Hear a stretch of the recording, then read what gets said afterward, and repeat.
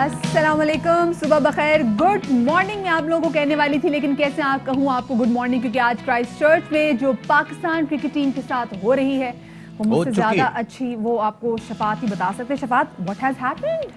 جی، Pakistani team کو ایک innings کی شکست ہوئی ہے، وہ جو انہوں نے 659 رنز بنائے تھے وہ ہم چیز نہیں کر سکے، کوئی بات نہیں یار، کیسی کون سی بڑی بات ہو گئی، پاکستانی ٹیم ٹیسٹ میچ میں ہارنے کے لیے گئی تھی، ہار گئے، ہار کے واپس آ گئے، لیکن جناب شان مسعود اس سارے ٹورنامنٹ کے دوران، اس پوری سیریز کے دوران نمایاں رہے، 3 اننگز میں انہوں نے انڈے رکھے، اور وہ انڈے آپ کو پتہ ہے ویسے ہی بہت مہنگے ہوئے ہوئے ہیں، تو اس لیے میرا خیال اور ابھی سوچا جا رہا تھا کہ ان کو کپتان بنا دیں، این ممکن تھا لیکن آپ کو پتہ ہے نا جی کنڈیشنز بڑی وہ ہوتی ہیں۔ اچھا وہ الگ بات ہے کہ جب وکٹ آئی تھی نا سامنے، براؤن کلر کی وکٹ، اس کے اوپر یہ لمبی لمبی گھاس اگی ہوئی، میں نے کہا کہ جی یہ تو 35 پہ آل ٹیم آؤٹ، اور جواب میں پاکستانی ٹیم 42 پہ آؤٹ، اور پھر اس کے بعد جواباً دوبارہ نیوزی لینڈ کی ٹیم 75 پہ آؤٹ، پھر پاکستان ٹیسٹ میچ جیتے گا، نہیں ایسا نہیں ہوا، ہماری خام خیالی تھی۔ کوئی بات نہیں جی، ہار جیت کھیل کا حصہ ہے، ذرا شو شروع ہو جائے، شاید ہاشمی صاحب سے ذرا اس پہ ڈیٹیل سے بات کرتے ہیں، کیونکہ ایسا ہو ہی نہیں سکتا کہ شاید ہاشمی صاحب جب ہم پاکستان کرکٹ ٹیم کی پرفارمنس کے حوالے سے بات کریں، کیونکہ ہم جب صبح بھی ان کو سن رہے تھے 8 بجے کے بلیٹن میں، اور جب ہم کل بھی سن رہے تھے، تو عمومی طور پہ شفاعت شاید ہاشمی صاحب کے نا جو مورال لیول ہوتا ہے نا وہ کافی ہائی ہوتا ہے، لیکن اس بار ایسا لگ رہا تھا وہ بھی مطلب ان کو بھی لگ رہا تھا وہ بھی ساتھ میں ہار گئے، تو شاید ہاشمی صاحب ہمارے ساتھ موجود ہوں گے، باقی بھی مہنگائی پہ بھی بات کرنی ہے اور بہت ساری چیزوں پہ بات کرنی ہے۔ بلاول بھٹو نے بڑی ایک اہم اسٹیٹمنٹ دی ہے ایم کیو ایم کے حوالے سے، اس میں ایم کیو ایم کا رد عمل بھی جانیں گے، لیکن سب سے پہلے نظر ڈالیں گے ٹاپ سٹوریز پہ۔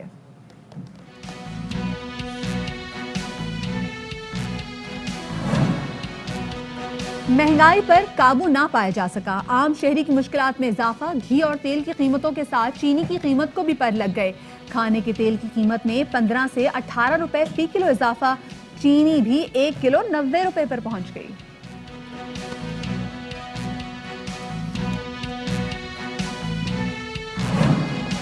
پی پی چیئرمین بلاول بھٹو نے تنقید کا رخ ایم کیو ایم کی جانب موڑ دیا، کہتے ہیں وفاق میں پی ٹی آئی کی حکومت ایم کیو ایم پاکستان کی وجہ سے قائم ہے، ایم کیو ایم اپنی مجبوریوں کے بجائے عوام کی مجبوریوں کا سوچے۔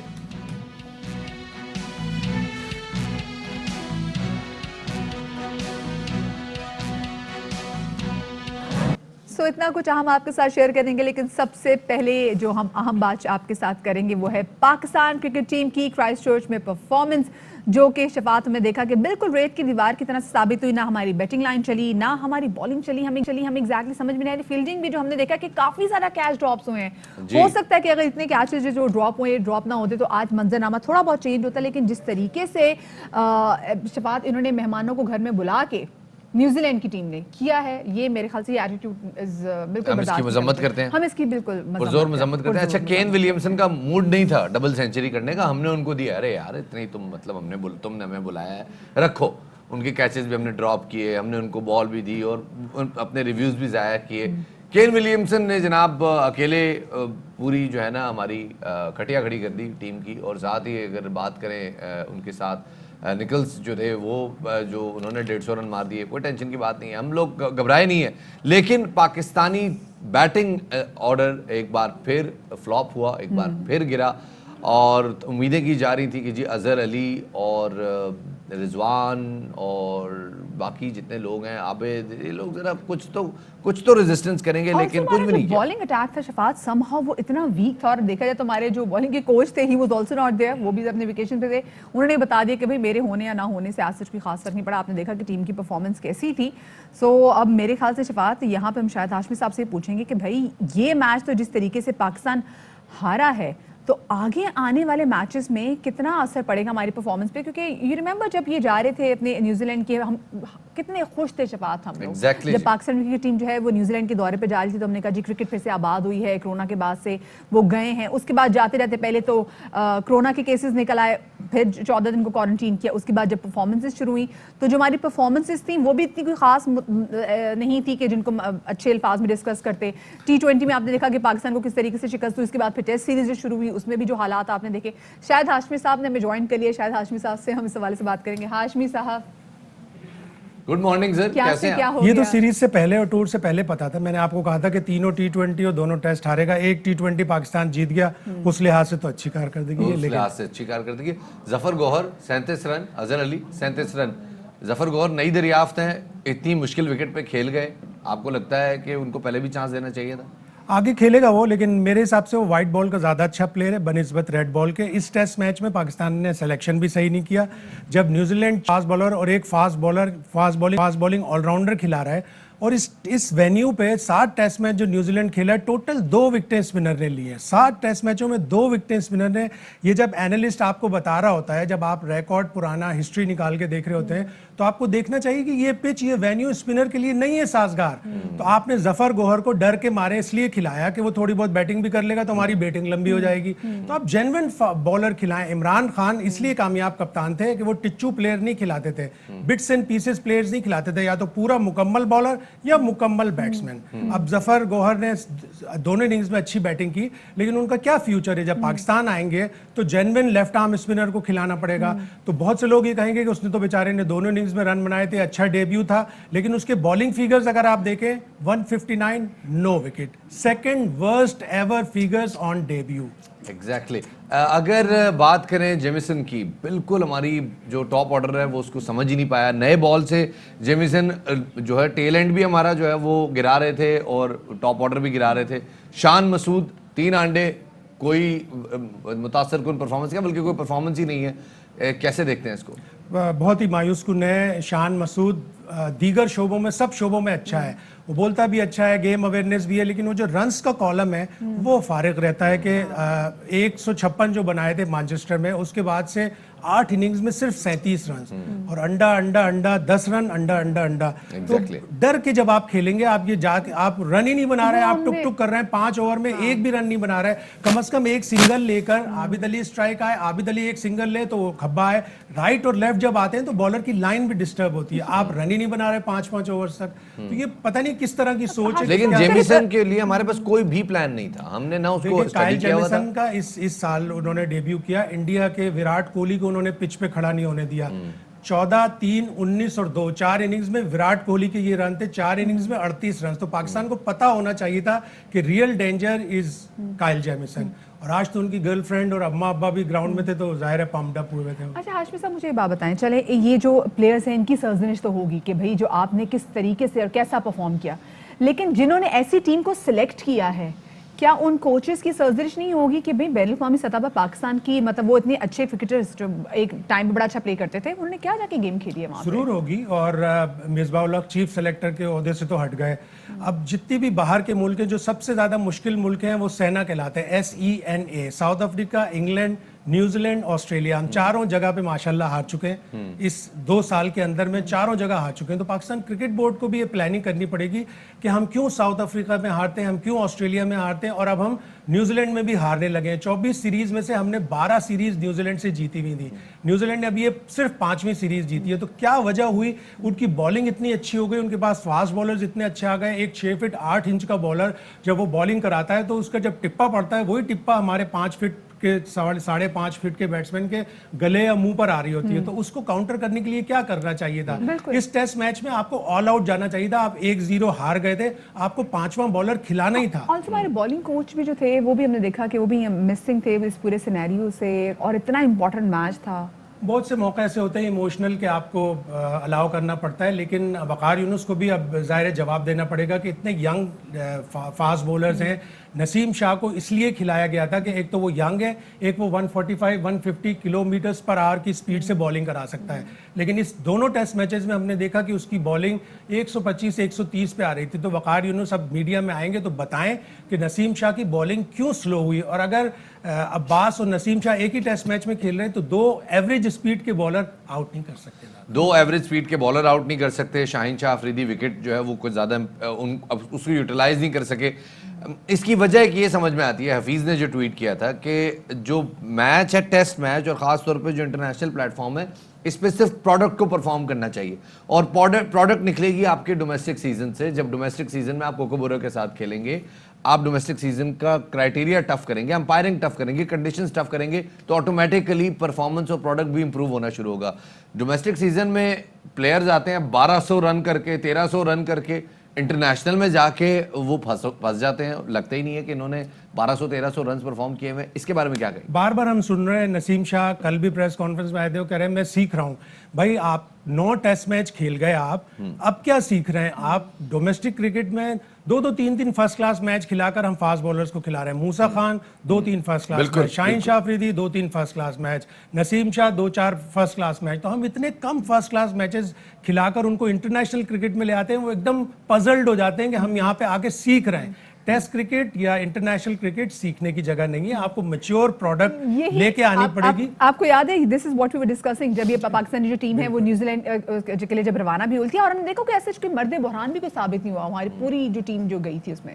बिल्कुल, अजहर अली से बहुत उम्मीदें वाबस्ता थी। इस टेस्ट मैच की पहली इनिंग्स में उन्होंने काफी अच्छी बैटिंग की। न्यूजीलैंड ऑस्ट्रेलिया ऐसी जगह है जहां आपको अपने ऑफ स्टंप का पता होना चाहिए कि मेरा ऑफ स्टंप कहाँ है, और आपको ये पता होना चाहिए कि मैं जो बॉल छोड़ रहा हूं वो स्टंप्स के ऊपर से जाएगी या स्टंप पे लगेगी। उस इनिंग में आबिद अली ने भी पहली इनिंग्स में, और इस इनिंग्स उससे पहली वाली इनिंग्स में अजहर अली ने भी बॉलें छोड़ी।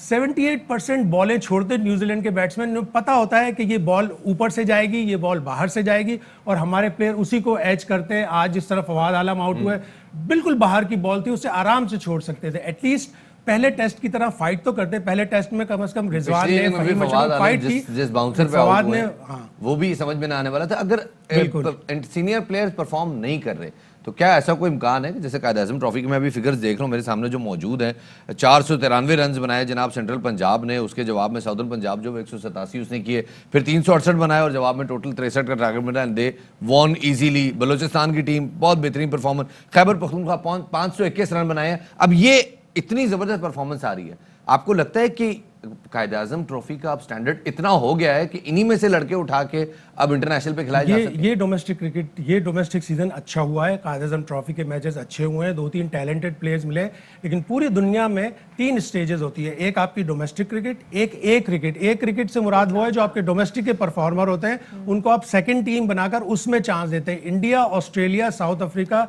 पिछले 6 साल से सीरीज खेलते हैं आपस में। ये तीनों, जाहिर है इनके पास पैसा है, ये खेल सकते हैं। इंडिया ऑस्ट्रेलिया जाता है, साउथ अफ्रीका भी आ जाता है, वो अपने जो डोमेस्टिक के परफॉर्मर होते हैं उनको उस सीरीज में मैच्योर करते हैं। हम क्या करते हैं, एक सीजन में रन बनाए, टीम में डाल दिया। एक सीजन में किसी लड़के ने 18 साल के 19 साल ने बॉलिंग कर दी, उसको हमने टीम में डाल दिया। हमें इन सब चीज़ों पर कंट्रोल करना पड़ेगा। अब कामरान गुलाम ने 1200 रन बनाए, लेकिन कामरान गुलाम को टीम के साथ रख लें, लेकिन उसे एक सीजन और खेलने दें कि क्या उसने कहीं तुक्के में तो 1200 रन नहीं बनाए। तुक्के में कोई भी नहीं बनाता 1200 रन, उसमें टैलेंट होगा तो उसने 1200 रन बनाए। एक सीजन और खिलाएं, 2 साल कम से कम टीम के ड्रेसिंग रूम में बनाएं, ताकि उसमें मैच्योरिटी आए। ऑस्ट्रेलिया का प्लेयर डेमियन मार्टिन 4 साल ड्रेसिंग रूम में बैठा रहा, वो अपनी बारी का इंतजार करता रहा, मेरी बारी कब आएगी। जब आई तो 88-90 टेस्ट मैचेस खेला, पीछे मुड़कर नहीं देखा। इस पिटाई में इनका ना पकना बहुत ज़्यादा ज़रूरी है। बहुत शुक्रिया जी, शायद आसमी साहब हमारे साथ मौजूद थे। टीम की परफॉर्मेंस आपके सामने जिस तरीके से हमने देखा कि हमने बहुत सारे ऐसे प्लेयर्स को खिलाया, क्योंकि पहले कहा जा रहा था जो भी ना तजर्बाकार प्लेयर्स हैं लेकिन नया फ्रेश ब्लड है, इसको हम खिलाएंगे।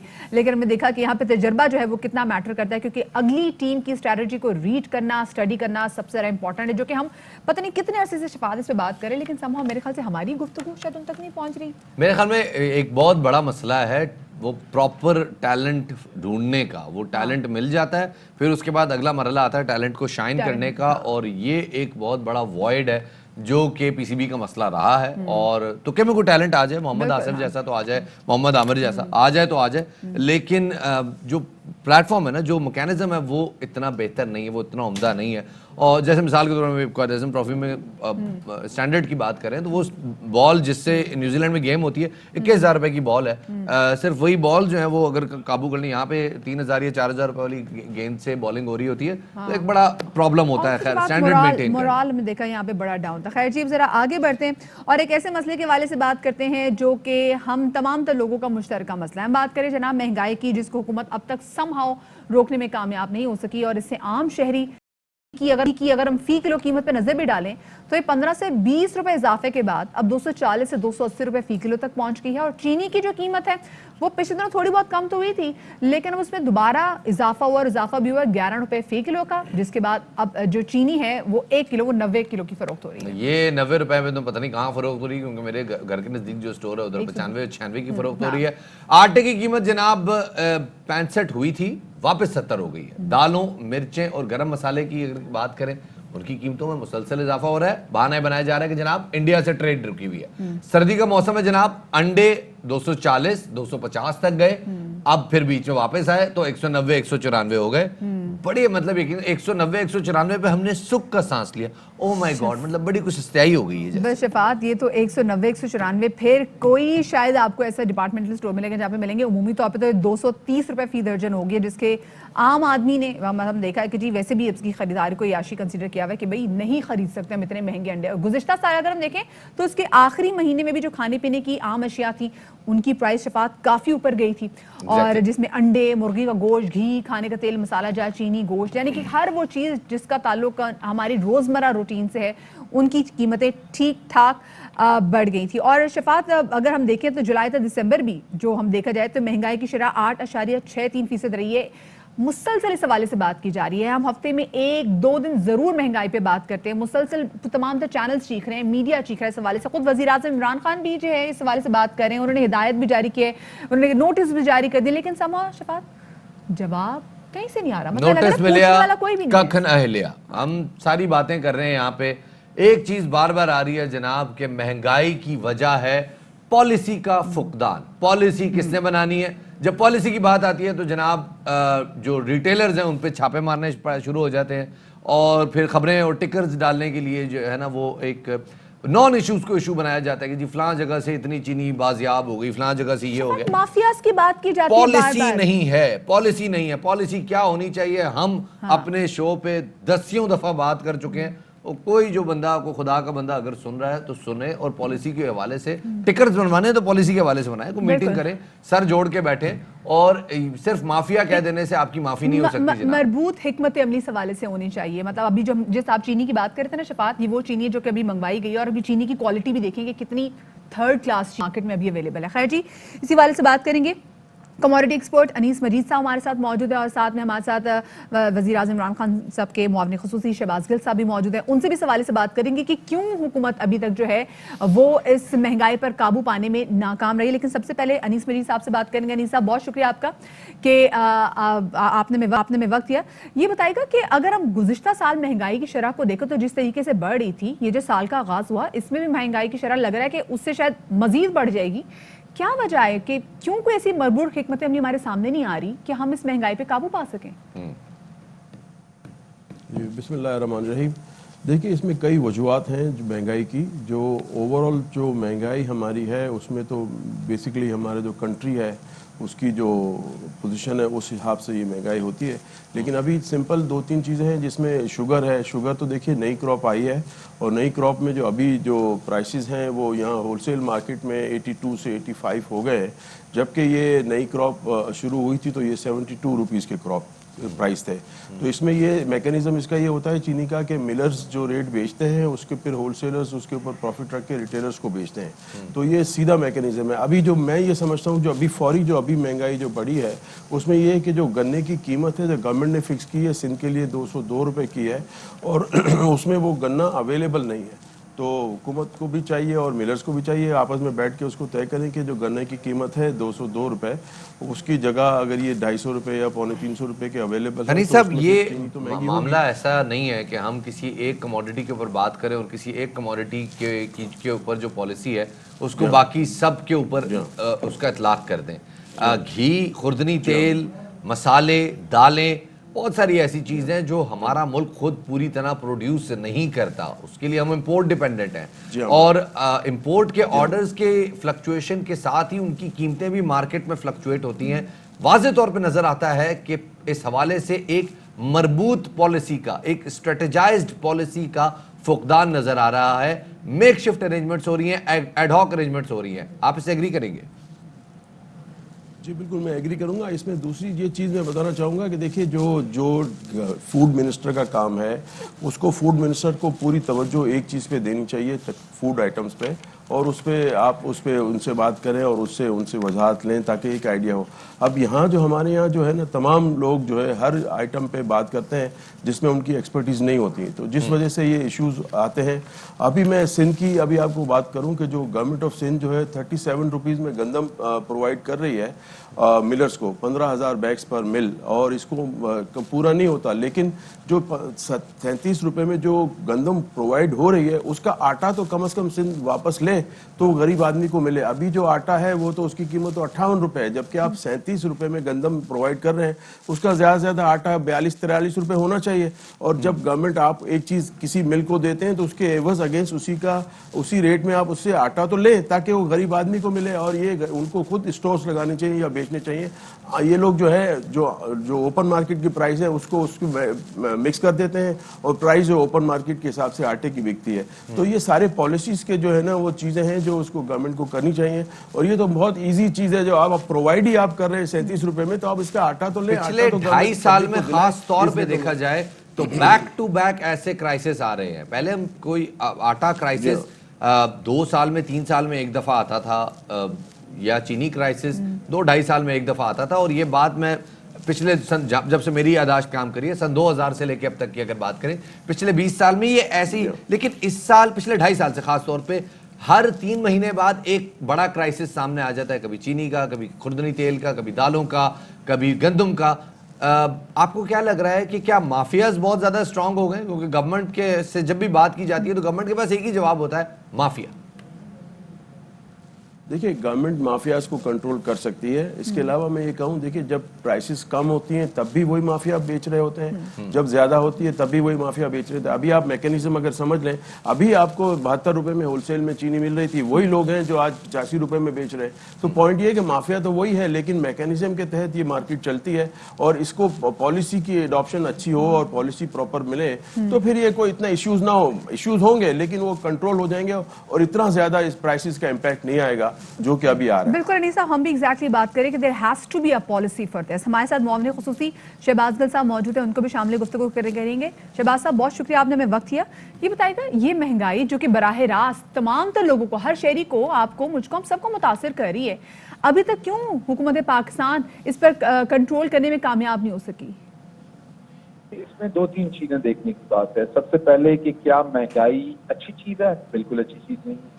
دوسری چیز کہ ایک ایسا حکمران جو غریب کی قدر کرتا ہو, غریب کی پرواہ کرتا ہو, غریب پرور ہو, جو پناہ گاہ کی سوچتا ہو, لنگر خانے کی سوچتا ہو, جس نے غریبوں کے لیے کینسر ہاسپٹل بنایا ہو, وہ حکمران کبھی بھی نہیں چاہے گا کہ وہ اپنے ملک کے غریبوں کے لیے مہنگائی کرے اور وہ تنگ ہوں, اور جب وہ تنگ ہوں تو وہ ان کی تکلیف نہیں دیکھنا چاہتا, کیونکہ جب غریب تنگ ہوگا تو وہ اس کا گلہ بھی کرے گا, گناہ بھی کرے گا. تو یہ ہرگز بھی کوئی حکمران نہیں چاہے گا جو قوم کے ساتھ دیانتدار ہو, جو قوم کا اور غریب کا خیال رکھنے والا حکمران ہو, وہ کبھی بھی اپنی قوم کو مشکل میں ڈالے گا. لیکن یہاں پر جو امپورٹنٹ بات ہے وہ یہ ہے کہ جب اس ملک میں پچھلے 10 سال ہماری حکومت آنے سے پہلے مار کی گئی, اگر گھر کا سارا فرنیچر کو بیچ دے گا, گھر کو قرضے کے اندر دب دے گا, تو پھر قرضے اتارنے کے لیے مشکل وقت تو آئے گا.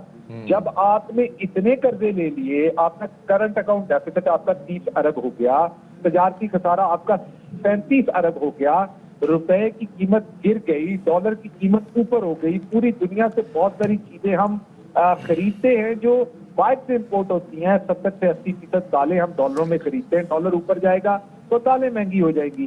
اسی طریقے سے جو پیٹرول ہوتا ہے, جب ڈالر اوپر جائے گا, روپیہ نیچے جائے گا تو پیٹرول بھی مہنگا ہوگا, پیٹرول مہنگا ہوگا تو آپ کی ساری چیزیں مہنگی ہوں گی.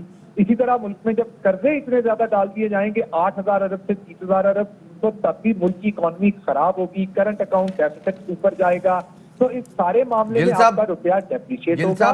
بظاہر یہ اس کے لیے ہمیں نا ایک الگ انڈرسٹینڈنگ کی ضرورت ہے کہ چینی کی قیمت مہنگی ہونے کا کرنٹ اکاؤنٹ ڈیفیسٹ سے کیا تعلق ہے. جو آپ کی لوکل پروڈکٹ ہے, جو آپ کی لوکل کموڈٹی ہے, اس کا تعلق کیا بنتا ہے آپ کے قرضہ جات سے یا آپ کے بیرونی قرضہ جات سے, اور کس طرح سے گورنمنٹ, کیونکہ 3 روپے کا ٹیکس میرے خیال میں حماد اظہر صاحب نے اناؤنس کیا تھا جب چینی کی قیمت 57 روپے تھی, اور 3 روپے کے ٹیکس کے بعد ایکس مل پرائس جب 57 روپے تھی, چینی کی قیمت ریٹیل پہ 72 روپے ہو گئی تھی. وہ بعد میں سمجھنے والی بات ہے. فی الحال ذرا مجھے یہ بتائیے گا کہ جیسے چینی کی قیمت ابھی نیچے آئی ہے کچھ دن پہلے, جیسے ابھی انیس مجید صاحب بھی بتا رہے تھے کہ چونکہ کراپ آئی ہے فریش کراپ تو وہ 72 روپے ہو گئی, پھر اس کے بعد ہول سیل پہ جا کے اس پہ تھوڑا سا مارجن ہوا اور ریٹیل پہ وہ 82 روپے 84 روپے تک مل رہی تھی. لیکن اچانک پچھلے 2-3 دن میں, پچھلے انفیکٹ 5 دن میں چینی واپس گئی ہے 94, 95 اور 90 روپے تک, کچھ علاقوں میں 90, کچھ علاقوں میں 94, 95 تک. اس کی کیا وجہ ہے؟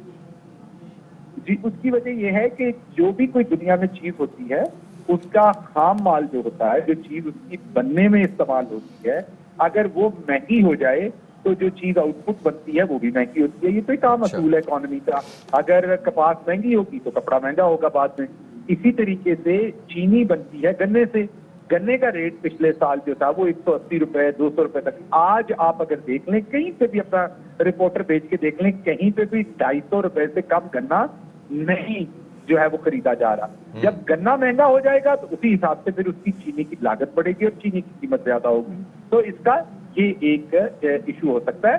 باقی اوور آل دنیا میں بھی انفلیشن ہے, پاکستان میں بھی کووڈ کی وجہ سے سپلائی چین متاثر ہوئی, دوسری چیزیں ہوئی, تو شاید تھوڑا بہت امپیکٹ اس کا. لیکن جیسے بھی گل صاحب آپ نے بات کی نا کہ پیٹرول کی جب قیمت بڑھتی ہے تو ہم نے دیکھا کہ مہنگائی دنیا بھر میں بڑھتی ہے, لیکن پاکستان میں جب پیٹرول کی قیمت کم ہوئی ہم نے مہنگائی کی شرح میں تب بھی کمی نہیں دیکھی. بہت شکریہ. شہباز صاحب ہمارے ساتھ موجود تھے, ساتھ میں کموڈٹی ایکسپرٹ انیس مجید ہمارے ساتھ موجود تھے. ایک چھوٹ لیتے ہیں, ہمارے ساتھ رہیے گا.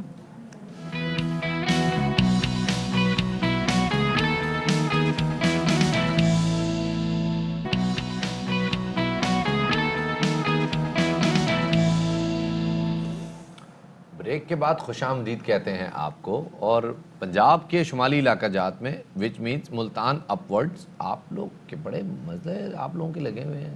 ٹھنڈ ہے, بارش ہے, ٹھنڈ ہے, اور عجیب و غریب بارش ہے جس میں دھند بھی ہے. بالکل شفاعت, لاہور میں اس وقت بارش تو تھم چکی ہے لیکن ہلکی ہلکی پھوار پڑی ہے, فوگ کا راج بھی ہے. کل بھی لاہور میں سارا دن مسلسل وقفے سے بارش ہوتی رہی. اسلام آباد کی سچویشن بھی بڑی مزیدار ہے, اور برفانی جو علاقے ہیں, مطلب برفانی علاقے میں آپ کو بولوں کہ ناردرن ایریاز میں, ہاں شمالی علاقہ جات, ہم ناردرن ایریاز میں چلے جائیں وہاں تو برف کا راج ہی راج ہے, برف تھمنے کا نام ہی نہیں لے رہی. سیاح جناب بڑی تعداد میں وہاں پر گئے ہوئے, اور جیسے ہم نے دیکھا کہ کہا بھی جاتا ہے کہ کچھ پھسلن بہت زیادہ ہے برف کی وجہ سے, لیکن ہمت مردہ مدد خدا. اور ٹک ٹاک پہ جو پھسلن کی ویڈیوز آ رہی ہیں نا, اوئے ہوئے ہوئے, اچھا چلتے چلتے نا اور بندہ گیا, اور پھر اس کے بعد بھی وہ ٹک ٹاک نہیں چھوڑتے. میں دیکھ رہا ہوں ماشاءاللہ پاکستانی جوانوں کا ٹرکی ہے شفاعت, اتنا ٹرکی ہے کیونکہ یہ جو پہاڑی علاقے یہاں پر ایک بار پھسل جائے نا آپ تو لگ پتہ جاتا ہے. میں پچھلے دنوں گئی ہوئی تھی, میں یہاں پہ سنو ہائکنگ کرتے ہوئے گری ہوں تقریباً 8 دفعہ الحمدللہ, تو کچھ میری ہڈیاں ایسی ہیں جو ابھی بھی صحیح طریقے سے کام نہیں کر رہی. تو یہ اثرات ہوتے ہیں, تو اس لیے ذرا خیال کریں. لیکن جب بات اب ذرا ہڈی نہیں مغز کہتے ہیں, عجیب سی بات کر رہی ہیں, اس کو مغز کہتے ہیں. خیر جناب, سردی کا راج قائم ہے اور برفیلی ہوائیں جو ہیں وہ چل رہی ہیں, اور لوگ جو ہے وہ سیاح جو ہے ملک بھر سے شمالی علاقہ جات کا رخ کر رہے ہیں. منچلوں کی بات بھی کریں. ہاں جی, سڑکوں پہ نکل آئیے, جیسی من چلے بون فائر کر کے ڈھول کی تھاپ پہ رقص بھی کر رہے ہیں. خیر ہم سے ابھی 2 شہروں کی صورتحال جانے کی. لاہور میں کیا سچویشن ہے اور کوئٹہ میں, کیونکہ کوئٹہ میں آپ کو پتا ہے کہ جو پارا ہے وہ کافی حد تک نیچے گر چکا ہوا ہے. تو عطیہ اکرام ہمیں کوئٹہ کے حوالے سے بتائیں گی, اور لاہور میں کیا صورتحال ہے یہ بتائیں گے ہمارے نمائندے حسن حفیظ. لیکن سب سے پہلے ہم ٹھنڈے ٹھار کوئٹہ کا رخ کرتے ہیں جہاں پر موجود ہے ہماری نمائندہ عطیہ. عطیہ یہ بتائے گا کوئٹہ میں اس وقت کیا سچویشن ہے ٹھنڈ کی؟ اچھا جی, اگر کوئٹہ کی بات کی جائے تو یہ ملک کے سرترین علاقوں میں شمار ہوتا ہے, اور سردی کے موسم میں جیسا کہ متیحہ پارا جو ہے وہ -3 تک گرا ہوا ہے. یہ اخبستہ ہوائیں جو ہے وہ پوری وادی میں چل رہی ہے, اور وادی کوئٹہ 400 پہاڑوں میں گھری ہوئی وادی ہے, اور اس وادی کے اوپر جب برف پڑ جاتی ہے اور اس کے بعد جب ہوائیں چلتی ہیں تو سورج کی گرمی بھی جو ہے وہ شہریوں کو گرم کرنے میں ناکام ہو جاتی ہے. شدید سردی میں اگر میرا کیمرہ آپ کو دکھا سکے تو اکا دکا لوگ ہی اس ٹائم جو ہے وہ باہر نکلتے ہیں, ادروائز لوگ گھروں میں جو ہے وہ گرم لحافوں میں دبکے ہوئے ہوتے ہیں. اور اس کے ساتھ ساتھ میں آپ کو یہ بھی بتاتی چلوں کہ اتنی شدید ٹھنڈ ہے کہ اس ٹھنڈ میں گرم ترین کپڑے ہم استعمال کر رہے ہیں, لیکن اس کے باوجود جو ہے وہ ہوائیں جو ہے وہ جسم کو کپڑوں کے اندر سے گھستے ہوئے جسم میں جا رہی ہیں. ذرا یہ بتائیں, یہ جو لوگ کوئٹہ کا منظر دیکھتے ہیں تو صرف دھوپ دیکھتے ہیں کہ جی دھوپ آ رہی ہے, لیکن دھوپ جو ہے وہ اس ویدر میں کوئی کارآمد ہے نہیں؟ نہیں شفاعت، میں آپ کو بتا رہی ہوں کہ اس ٹائم بھی میں دھوپ میں کھڑی ہوں، دھوپ نظر تو آتی ہے لیکن دھوپ کی گرمی اتنی یخ ہوتی ہے کہ وہ جب جسم سے ہوا ٹکراتی ہے تو آپ کو دھوپ کی جو حدت ہے وہ بالکل بھی محسوس نہیں 0 واٹ ہوتی. کی دھوپ آپ بہرحال کہہ سکتے ہیں. جو Energy ہوا saver کی دھوپ. جی بالکل ایسا ہی ہے. بس یہ دھوپ صرف سمجھ لیں کہ سورج اپنی گرمی جو ہے وہ دکھانے میں بالکل مکمل طور پر ناکام ہو جاتا ہے سردیوں میں کوئٹہ میں. اور یہ ہوتا ہے کہ لوگ جو ہے وہ اس سے شدید سردی میں بھی نہیں بیٹھتے کیونکہ اتنی یخ بستہ ہوا ہوتی ہے کہ ان کے لیے دھوپ میں بیٹھنا اور نہ بیٹھنا بالکل برابر ہوتا ہے. اور دوسری جانب جیسے کہ پورے ملک کی طرح صوبائی دارالحکومت کوئٹہ میں بھی گیس پریشر کا مسئلہ بہت زیادہ شدت اختیار کر جعلی لیا. دھوپ لوگ ہے گھروں میں اور بھی گیس کا مشکل سے پریشر بھی لحافوں میں کم ہے. اپنے آپ عطیہ کو آپ تو ہمارے ساتھ موجود ہیں لاہور میں. ہمارے پاس ایک ہمارا سونا منڈا بیٹھا ہوا ہے, ذرا اس کو بھی ذرا جا کے پوچھتے ہیں. کیوں بھائی سونے منڈے, کیا آپ ویدر انجوائے کر رہے ہیں, باغوں میں پھر رہے ہیں؟ تھینک یو شفاعت, گڈ مارننگ. اور ویری گڈ مارننگ اس لیے ہے کہ اس وقت موسم لاہور کا انتہائی خوشگوار ہے. اس وقت بارش نے جو دھند کی ہوا چلتی ہوئی جو سچویشن ہے وہ اس طرح سے پیدا کر دی ہے, تو اس طرح کے منظر کو آسانی سے بیان تو نہیں کیا جا سکتا. لیکن میں اتنا ضرور بتا دوں, بارش نے جو منظر پیدا کر دیا ہے, ہوا میں جو فوار ہے جو وہ چہرے پہ پڑتی ہے, تو کیا خوبصورت مزیدار ٹھنڈ ہے. اور اس کے ساتھ ساتھ یہ بھی ایڈ کر دوں کہ یہ ٹھٹرتی ہوئی اور کپکپاتی سردی نہیں ہے, یہ مزیدار سردی ہے, انجوائے کرنے والی سردی ہے, اور میں تو بہت انجوائے کر رہا ہوں. اچھا اور حسن, ساتھ یہ ساتھ لاہوریوں کی نا, الگ کیونکہ خود میں لاہوری ہوں تو میں لاہوریوں کے مزاج بڑے اچھے طریقے سے سمجھتی ہوں. لاہوری نا ہر چیز کو نا کھانے سے کہیں نہ کہیں منسلک کر دیتے ہیں. گرمی بہت زیادہ ہوگی تو جناب تو اس کے لیے ڈفرینٹ مشروب پئیں گے. جب سردی بہت زیادہ بڑھ جاتی ہے تو ان کو پتا ہوتا ہے کہ جی ہم نے حلوہ پوڑیوں کی دکان پہ دھاوا بول دینا ہے. تو جس قسم کی سردی کو آپ ڈسکرائب کریں, اس سردی میں تو لاہوری بڑے شوق سے گھروں سے باہر نکلتے کھانا کھانے کے لیے. مدیحہ لاہوری خوابوں کے کافی شوقین ہوتے ہیں, اس میں کوئی شک نہیں ہے. لیکن یہ اس موسم میں جو آج کا موسم ہے, اس کو میں مطلب آپ کو اتنا کہہ دوں کہ اتنا انجوائے کرنے والا موسم ہے, یہ بیمار کرنے والا موسم نہیں ہے. اور اس طرح کے موسم میں مچھلی, حلوہ, مچھلی اور سوپ, اس کا لوگ انتظار کرتے رہتے ہیں, سارا دن انتظار کرتے ہیں, اور شام کے وقت دھاوا بول دیتے ہیں ہوٹلز میں, ریسٹورنٹس میں. اور یہ آج پلاننگ ہے لوگوں کی. جتنے جذباتی ہوئے ہوئے نا, مجھے لگتا ہے ابھی آپ نے تھوڑی دیر میں گلیریوں کے ساتھ پکڑ پکڑائی کھیلنی شروع کر دینی ہے. اور واقعی موسم جو آپ کے بیک گراؤنڈ میں نظر آ رہا ہے نا, وہ دیکھ کے میرا دل چاہ رہا ہے کہ میں اڑ کے لاہور پہنچ جاؤں. اور واقعی جناب یہ موسم دیکھتے ہیں کتنے دیر قائم رہتا ہے. کوئی امکان ہے اس موسم میں تبدیلی آنے کا؟ کوئی محکمہ موسمیات کی کوئی چیز آئی ہے سامنے؟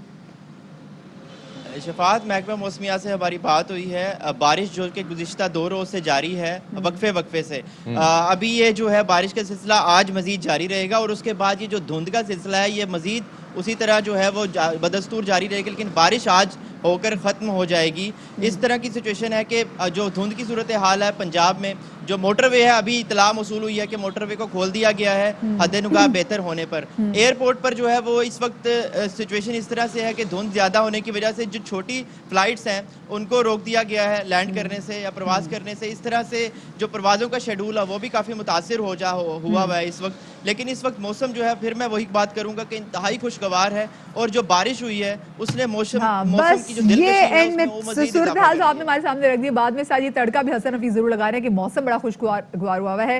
لاہور سے ہمارے ساتھ 700 دفعہ حسن ہمارے ساتھ ہے, اور عطیہ ہمارے ساتھ کوئٹہ سے موجود ہے. عطیہ ماں نے جو مناظر آپ نے دکھائے, ہم نے اپنے نا اسٹوڈیو کا جو ہے وہ اے سی بند کروا دیا کیونکہ مناظر دیکھتے ساتھ میں لگا تمہاری بکھیوں میں ٹھنڈ جا رہی ہے, وہ والی ٹھنڈ تھی. بہت شکریہ جی آپ دونوں کا. اور ابھی ہم ذرا کلام کی بات بھی کر لیتے ہیں کیونکہ شفاعت کلام میں بھی مسلسل ہو رہی ہے برفباری, لیکن برفباری تو ہو رہی ہے وہاں پہ سنوکر چیمپئن شپ جناب جاری ہے. سنوکر کبڈی چیمپئن شپ, کبڈی چیمپئن شپ جناب, سنو کبڈی. یہ ایک مختلف نوعیت کا کھیل ہے, اور کالام میں جناب یہ کبڈی کا ٹورنامنٹ ویسے سال کے 8 مہینے تو ہوتا ہی ہے, لیکن آج کل جو ہے ذرا اس میں جو ہے نا ٹورسٹ بھی انوالو ہو جاتے ہیں. شہزاد عالم وہاں سے رپورٹ کر رہے ہیں. جی شفاعت اور مدیہ, ہم تو ہر روز برف باری, سنو, سوات کی خوبصورتی اور وہ دکھاتے ہیں, لیکن میں آج آپ کو ایک یونیک کھیل دکھا رہا ہوں. یہاں پر کالام کے مقام پر برف باری میں ہلکی برف باری بھی ہو رہی ہے, اور یہاں پر سنو کبڈی میلے کا انعقاد کیا گیا ہے آج, جس کا دوسرا روز ہے. اور یہاں پر جو ہے نا بڑی تعداد میں ملک کے مختلف علاقوں سے سیاح آئے ہوئے ہیں. یہ بتائیں کہ آپ کو یہ خیال کیسے آیا, کس طرح آپ لوگوں نے اس چیمپئن شپ کا इनेकाद किया। पिछले साल हमने टूर्नामेंट का इनेकाद करवाया था, उससे जो है यहाँ के जो विंटर टूरिज्म है उसको इतना प्रमोशन मिला है कि इस साल जो है कालाम के सारे होटल जो बंद रहते थे सर्दियों में वो सारे जो है आज तक बिल्कुल भरे हुए हैं सयाहों से। आज आप लोगों का फाइनल है, आप लोग किस तरह ये खेल खेल रहे हैं? आप लोगों को सर्दी नहीं लगती? हम इधर के पैदाइशी है, हम इधर ही पैदा हुए, तो हर साल ये बर्फ़ होता है, इसलिए सर्दी से आदत पड़ गई, सर्दी नहीं होती है, सर्दी का कोई प्रॉब्लम नहीं है। जी बिल्कुल, जो विंटर टूरिज़म प्रमोशन के लिए जो मेले का इनेकाद किया गया, इसके लिए मुल्क के मुख्तलिफ इलाकों से बड़ी तादाद में सयाह यहाँ पर आ चुके हैं और यहाँ पर एक अनोखा खेल खेला जा रहा है। बर्फ़ पर ये लोग जो है ना कबड्डी का मुजाहरा कर रहे हैं और इसके साथ ये सर्दी की शिद्दत को भी कम कर दे। बाबा जी इनको ठंड नहीं लगती? नहीं लगती, इन्होंने ठंड नहीं लगती। उन्होंने कहा हम तो पैदा ही यहाँ पे हुए, तो हमें इतनी ठंड नहीं मिलती, मज़ा ज़्यादा आता है। ये ऐसा माहौल है कि जब आप जाके बर्फ़ में लोटियां मारते हैं तो ठंड का एहसास जो है वो दोबारा हो जाता है। एक छोटा सा ब्रेक लेते हैं, ब्रेक के बाद दोबारा हाजिर खिदमत होंगे, हमारे साथ रहिएगा।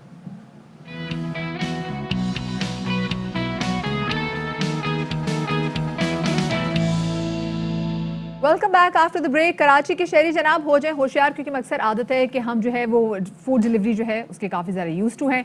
सो कहीं ऐसा ना हो कि ऑनलाइन जो फूड सर्विस है उसके बैग के बजाय पिज़्ज़ा बर्गर के हम जब वो खोलें तो उसके दौरान पिस्टल निकले, क्योंकि ऐसा हो चुका हुआ है। क्योंकि मॉडल थाना फिरोजाबाद पुलिस ने भी एक ऐसे मुलजिम को धर लिया। शबाद जी जनाब, ये जो बंदा था ये फूड डिलीवरीज करने के बहाने डकैती की वारदातें करता था। हालांकि ये फूड डिलीवरीज ने यकीन करें इस लॉकडाउन के दौरान जितने लोगों की ज़िंदगी सहल और आसान बनाई है, और ख़ास तौर पे वो लोग जो कोविड में रहे हैं उनका तो वो पूरा डिपेंडेंट रहे हैं फूड डिलीवरीज में। तो लेकिन क्या करें जनाब, मुआशरा ऐसा है, काली भेड़ें हर जगह होती हैं। तो ये मामला हुआ है जनाब, और हमारे नुमाइंदे जो नज़ीर शाह हैं वो इस हवाले से हमें तफसीलात बता रहे हैं। आप बिल्कुल देखिए, शफात और मदिया हम अपने जो नाजरीन हैं उनकी अवेयरनेस के लिए आज आपको ऐसा मुलजिम दिखा रहे हैं जिसने ऑनलाइन फूड चेन की आजमत अख्तियार की है और उसके बाद उसने उसी यूनिफॉर्म को पहनकर शहरी को लूटने की कोशिश की। तो आप कभी ये ना समझे कि जिस बॉक्स में खाना होता है उसके अंदर पिस्तौल भी हो सकता है, और ये अवेयरनेस फराहम करें कि आइंदा कोई भी अगर आपके घर पे फूड चेन के लिए आता है तो आप इंश्योर कर लें कि आपने जिसको बुलाया था क्या वो वही फूड सप्लाई वाला है जिसको आपने बुलाया था। ये हमारे साथ मौजूद है। क्या नाम है तुम्हारा? अब्दुल रऊफ। अब्दुल रऊफ, आप कब से इस फूड चेन में आपने ये मुलाजमत अख्तियार की थी और क्या कर रहे थे जो पकड़े गए? सर 10 दिन हुए इसमें मुलाजमत करते हुए, मेरे पैसे नहीं थे, मैंने इस तरह फिर कार्रवाई की।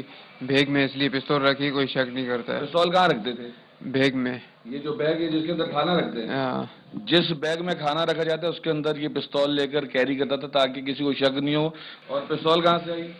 पिस्तौल सर ये मैंने बहुत पहले ली थी। और इससे पहले कितनी कार्रवाई कर चुकी हो? इससे कभी मैंने पहले नहीं की, कभी भी नहीं की कभी। शहरियों की आंखें खुल जानी चाहिए कि कोई भी शख्स चाहे वो किसी भी भेष में किसी भी लिबास में हो, उसको पहले दरवाज़ा खोलने से पहले उसकी गारंटी ले लें कि जिस राइडर को उन्होंने बुलाया है या ऑनलाइन सर्विस वाले को बुलाया है वो वही है, तो उसके बाद ही फिर दरवाज़ा खोलें, वरना उनका हाल भी वही हो सकता है जैसे इसने शहरी के साथ किया।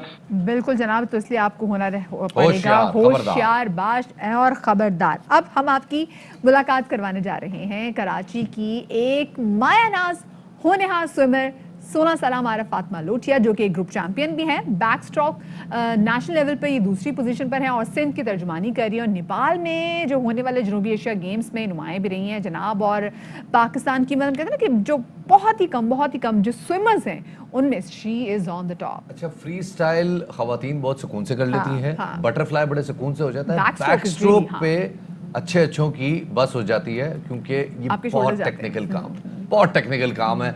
लेकिन जनाब ये जो है ना मट्टी बड़ी जरखेज है और इसमें से ऐसे ऐसे हीरे निकलते रहते हैं कि हमें बड़ी खुशी होती है कि जब ऐसे में हीरे हम आपके सामने इंट्रोड्यूस करवाते हैं। और हमारे स्टूडियोज में होते हैं फातिमा हमारे साथ मौजूद है। फातिमा अस्सलाम वालेकुम। वालेकुम सलाम। फातिमा कब से स्विमिंग कर रही हैं? मैं 5 साल की उम्र से स्विमिंग कर रही हूँ। 5 साल की उम्र से आप स्विमिंग कर रही हैं, और कितने कॉन्टेस्ट जीत चुकी हैं अभी तक आप? मैंने बहुत सारे जीते हैं। मैं ग्रुप चैंपियन हूँ सिंध की अंडर 8 से, और मैं अब 15 की हूँ। मैं जूनियर नेशनल्स की ग्रुप चैंपियन रही हूँ कंटिन्यूसली अंडर 10 से, और मैंने बहुत सारे रिकॉर्ड्स बनाए हैं। اور میں نے ابھی ریسنٹلی اپنے آپ کو انٹرنیشنلی ریپرزینٹ کیا تھا پاکستان کو نیپال میں. صحیح. اچھا جو ہمارے ناظروں میں دیکھ رہے ہیں آپ کو بتا دیں جناب کہ اس وقت فاطمہ کے آگے جو میڈلز پڑے یہ بہت کم میڈلز ہیں جو کہ ہم نے یہاں پہ رکھے کیونکہ وہ ہمارے اتنی بڑی دکان ہم سجا نہیں سکتے تھے, ہمارے پاس بھی تھوڑی بہت وقت کی ہمارا اسٹوڈیو چھوٹا ہے, ہمارا اسٹوڈیو چھوٹا ہے. فاطمہ کے ماشاءاللہ سے جو اعزاز ہے یہ کافی زیادہ. اچھا فاطمہ مجھے بتائیں 5 سال کی آپ تھی جب آپ نے شروع کیا ہے, وہ ایک ایسی عمر ہوتی ہے کہ بچے کا اپنا شوق جو ہے نا کھل کے سامنے نہیں آتا. یہ آپ کو اس وقت کا شوق تھا, آپ کے اماں ابا کا شوق تھا کہ ہم نے اپنی بیٹی کو سوئمر بنانا ہے؟ مجھے شروع سے پانی کا بہت زیادہ شوق تھا, تو when my parents saw that I had interest, پانی کی مچھلی ہے جی, تو ان نے مجھے کمپٹیشنز میں شروع کیا اور میں نے سب سے پہلا کمپٹیشن 5 سال کی عمر میں کھیلا تھا. اور اس کے بعد مجھے خود انٹرسٹ ڈیولپ ہوا اور مجھے خود شوق ہوا کہ مجھے اور کرنا ہے, اور اس کے بعد سے میں نے پروفیشنل ٹریننگ حاصل کرنے شروع کی 6 سال کی عمر سے, اور تب سے میں ٹریننگ کر رہی ہوں اور کمپٹیشنز کھیل رہی ہوں. بڑا مشکل ہوتا ہے ویسے, اب یہ بات سوال پوچھنا لازمی ہے, لیکن ان لوگوں کے لیے بتائیں وہ پیرنٹس جو دیکھ رہے ہیں کہ یار ہماری بچی جو ہے نا سوئمنگ نہ کرے, ہماری بچی یہ نہ کرے, ہماری بچی یہ نا ان کاموں میں نہیں ڈالتے, ٹینس نہیں کھلواتے, کرکٹ نہیں کھلواتے. پیرنٹس کی سپورٹ کتنی لازمی ہے پرسنالٹی میک اور بریک پہ؟ جی بہت زیادہ ضروری ہے. میری امی, میرے ابو, میرے coach is a great moral support. وہ لوگ نے مجھے ہر چیز میں سپورٹ کیا ہے, even if it's doing swimming اور اینی تھنگ ایلس. مجھے میری امی میرے ساتھ روز ٹریننگ پہ دھوپ میں بیٹھتی ہیں اور میرے ساتھ ہمیشہ رہتی ہے. اور کوچ کا بھی اتنا ہی حق ہے کیونکہ وہ بھی آپ کو اتنا ہی پش کرتے ہیں کہ آپ بہتر کر سکیں, اور آپ کو وہ سپورٹ دیتے ہیں جو بہت پیرنٹس نہیں دیتے اپنے بچوں کو. بالکل, کیونکہ بہت ساری چیزیں ایسی ہوتی ہیں جو آپ کو کوچ جو ہے وہ اپنے اسٹوڈنٹ کے بارے میں زیادہ اچھے طریقے سے جانتا ہے. فاطمہ ہر مقابلہ آسان نہیں ہوتا. آئی ایم شیور بہت سارے ایسے مقابلے آئے ہوں گے جس میں فاطمہ کو لگا ہوگا کہ یہ بہت ٹف ہے, یہاں نہیں کر پاؤں گی, لیکن آپ نے وہ کر لیا کام پورا. کوئی ایسی کچھ یاد ہمارے ساتھ شیئر کرنا چاہیں گی؟ جی, ساؤتھ ایشین گیمز جو ابھی ریسنٹلی ہوا تھا وہ I was the youngest swimmer there, and میرے لیے بہت مشکل تھا کیونکہ مجھے بہت ڈر تھا کہ اتنے سارے انٹرنیشنل سوئمرس کے ساتھ میں کر رہی ہوں گی, مگر آئی فیل لائک وہ ایکسپیرئنس نے مجھے بہت مضبوط کیا and it made me strong کہ میں کر سکتی ہوں. اور وہ کمپٹیشن ایسا تھا کہ اتنی سردی تھی وہاں, پول بہت ٹھنڈا تھا اور اتنے بڑے بڑے سوئمرس کے ساتھ کر رہے تھے, تو it was very nerve wracking but it went well. آپ سے بات کرتے ہوئے نا مجھے نہیں لگ رہا کہ میں کسی 16 سال کی بچی سے بات کر رہا ہوں, مجھے لگ رہا ہے میں کسی 40 سالہ خاتون سے بات کر رہا ہوں جس نے پوری دنیا دیکھی ہوئی ہے. اور وہ بڑے آپ کا کام اور کمپوزر جو ہے نا اٹس ریئلی امپریسو. اور میں دعا کرتا ہوں کہ اللہ پاک وہ سارے والدین جن کی بچیوں میں ٹیلنٹ ہے ان کو اتنا ہمت دے کہ وہ اپنی بچیوں کا ٹیلنٹ جو ہے اس کو سپورٹ کر سکیں. مجھے ایک چیز ذرا کوئکلی بتائیے گا, پاکستان میں انڈور پولس تو ہوتے نہیں ہیں, ویدر اوپر نیچے ہوتا رہتا ہے, آپ کی ٹریننگ اوپر نیچے ہوتی رہتی ہے, اور خاص طور پہ جب آپ بڑے کانٹیسٹ میں جا رہے ہیں تب تو بہت امپورٹنٹ ہوتا ہے کہ آپ ریگولرلی ٹرین کریں, آپ ریگولرلی اپنے آپ کو فٹ رکھیں. اس کے لیے کوئی سپورٹ, کوئی انفراسٹرکچر کیسے کرتے ہیں؟ جی, ہمارے پاس اتنی فیسلٹیز نہیں ہے, جیسے کہ پول, آپ نے بولا کہ پول ہمارے پاس صحیح پراپر پولز نہیں ہیں, کوچنگ ہماری اس لیول تک نہیں ہے. پاکستان میں کوئی ایک بھی ہے؟ جی, اسلام آباد میں ہے, لاہور میں ہے, مگر لائک آئی لیو ان کراچی, تو کراچی میں ایسی ہمارے پاس فیسلٹیز نہیں ہے, اور اف ہے بھی تو وہ میل پولز ہیں تو ہمیں الاؤ نہیں کیا جاتا. مگر ود دا پول کوچنگ بھی ہماری وہ رینک تک نہیں پہنچ سکتی جتنی باہر کی ہم لوگ کمپیئر کرتے ہیں. تو فاطمہ لاک ڈاؤن میں کتنا مشکل تھا؟ لاک ڈاؤن میں بہت مشکل تھا کیونکہ جو میں ہوں, میں روز ٹریننگ کرتی ہوں, اور اس کے لیے گھر بیٹھ کے مطلب فزیکل ایکسرسائز تو ہو رہی تھی مگر وہ پول میں جانے کا وہ سیم فیل نہیں تھا. تو دیٹ واز ریئلی ڈیوسٹیٹنگ کہ ہم لوگ پول نہیں دیکھ سک رہے تھے. واقعی مشکل ہے, ایک آدمی, ایک بندہ جس کی پوری لائف جو ہے وہ پول کے ارد گرد ہو, پول بند ہو جائے, اٹس انڈرسٹینڈیبل کہ بڑا مشکل ہوتا ہوگا. But we are so proud of you Fatima, اور اللہ کرے آپ آگے جائیں اور ملک کا نام روشن کریں, اولمپکس میں ہم آپ کو دیکھیں انشاءاللہ. انشاءاللہ We are so honored to have you, Fatma. Thank you so much, Fatma, ہمارے شو میں آئی. ہمیں بڑا اچھا لگا کہ جب ہم پاکستان کی ایسی بیٹیوں کو دیکھتے ہیں کہ پاکستان میں کافی انیوژل گیم میں پاکستان کے نام کو کافی آگے لے کے جا رہے تھے, تو ہمارا جو دل ہے نا وہ مطلب خوشی سے پھولے نہیں سمایا تھا. We were so honored to have her. اب ایک وقت شفاعت میرے خیال سے ٹائم ہو گیا چھوٹی سی بریک کا. بریک لیتے ہیں, بریک کے بعد دوبارہ حاضر خدمت ہوں گے, ہمارے ساتھ رہیے گا.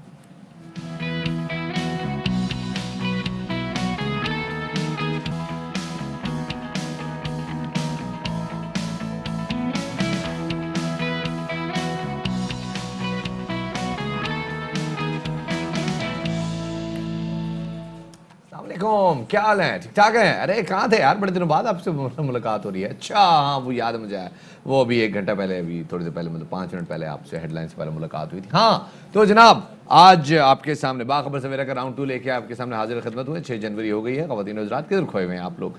मतलब टाइम का पता ही नहीं चला, पता ही नहीं चला। अभी तो 2021 शुरू हुआ था, मैं तो अभी मसा 2020 से निकली हूँ। अभी भी कोई डेट लिख रही होती है ना तो 2020 लिखते लिखते 0 को 1 करती हूँ मैं एकदम से। ये ऐसा है, देखिए ना, आप लोगों को अभी तक वो नहीं आई ना, अभी अदराक नहीं हुआ कि 2020 के सदमे से आप बाहर निकल आए। इंशाल्लाह जी, ये साल वैक्सीनेशन का साल है, और ये ना हो कि वो 2020 का 2021 जो है ना 2020 प्रो मैक्स बन जाए, मतलब नया वर्जन आ जाए। वो महबूब भाई कह के गए थे ना, हाँ हो उस सकता वक्त से मैं डरी हुई हूँ यार। वैसे महबूब भाई की बातें सच साबित हो जाती हैं, इसलिए मैं भी थोड़ा सा डर रहा हूँ। हाँ। खैर है, नहीं भाई मौजूद अल्लाह पाक करने वाली जात है, हाँ, बेशक, उम्मीद पे बेशक। दुनिया कायम है That अपने is only लिए। science का इल्म, that is only science का इल्म, Science बेहतर है। जो है, exactly that is only Science। science, basically science नहीं होता मतलब, Science। Science Science। ये साइंस है, सारी साइंस है जी। तो जरा आपके सामने जनाब इस घंटे की हेडलाइंस शेयर करते हैं।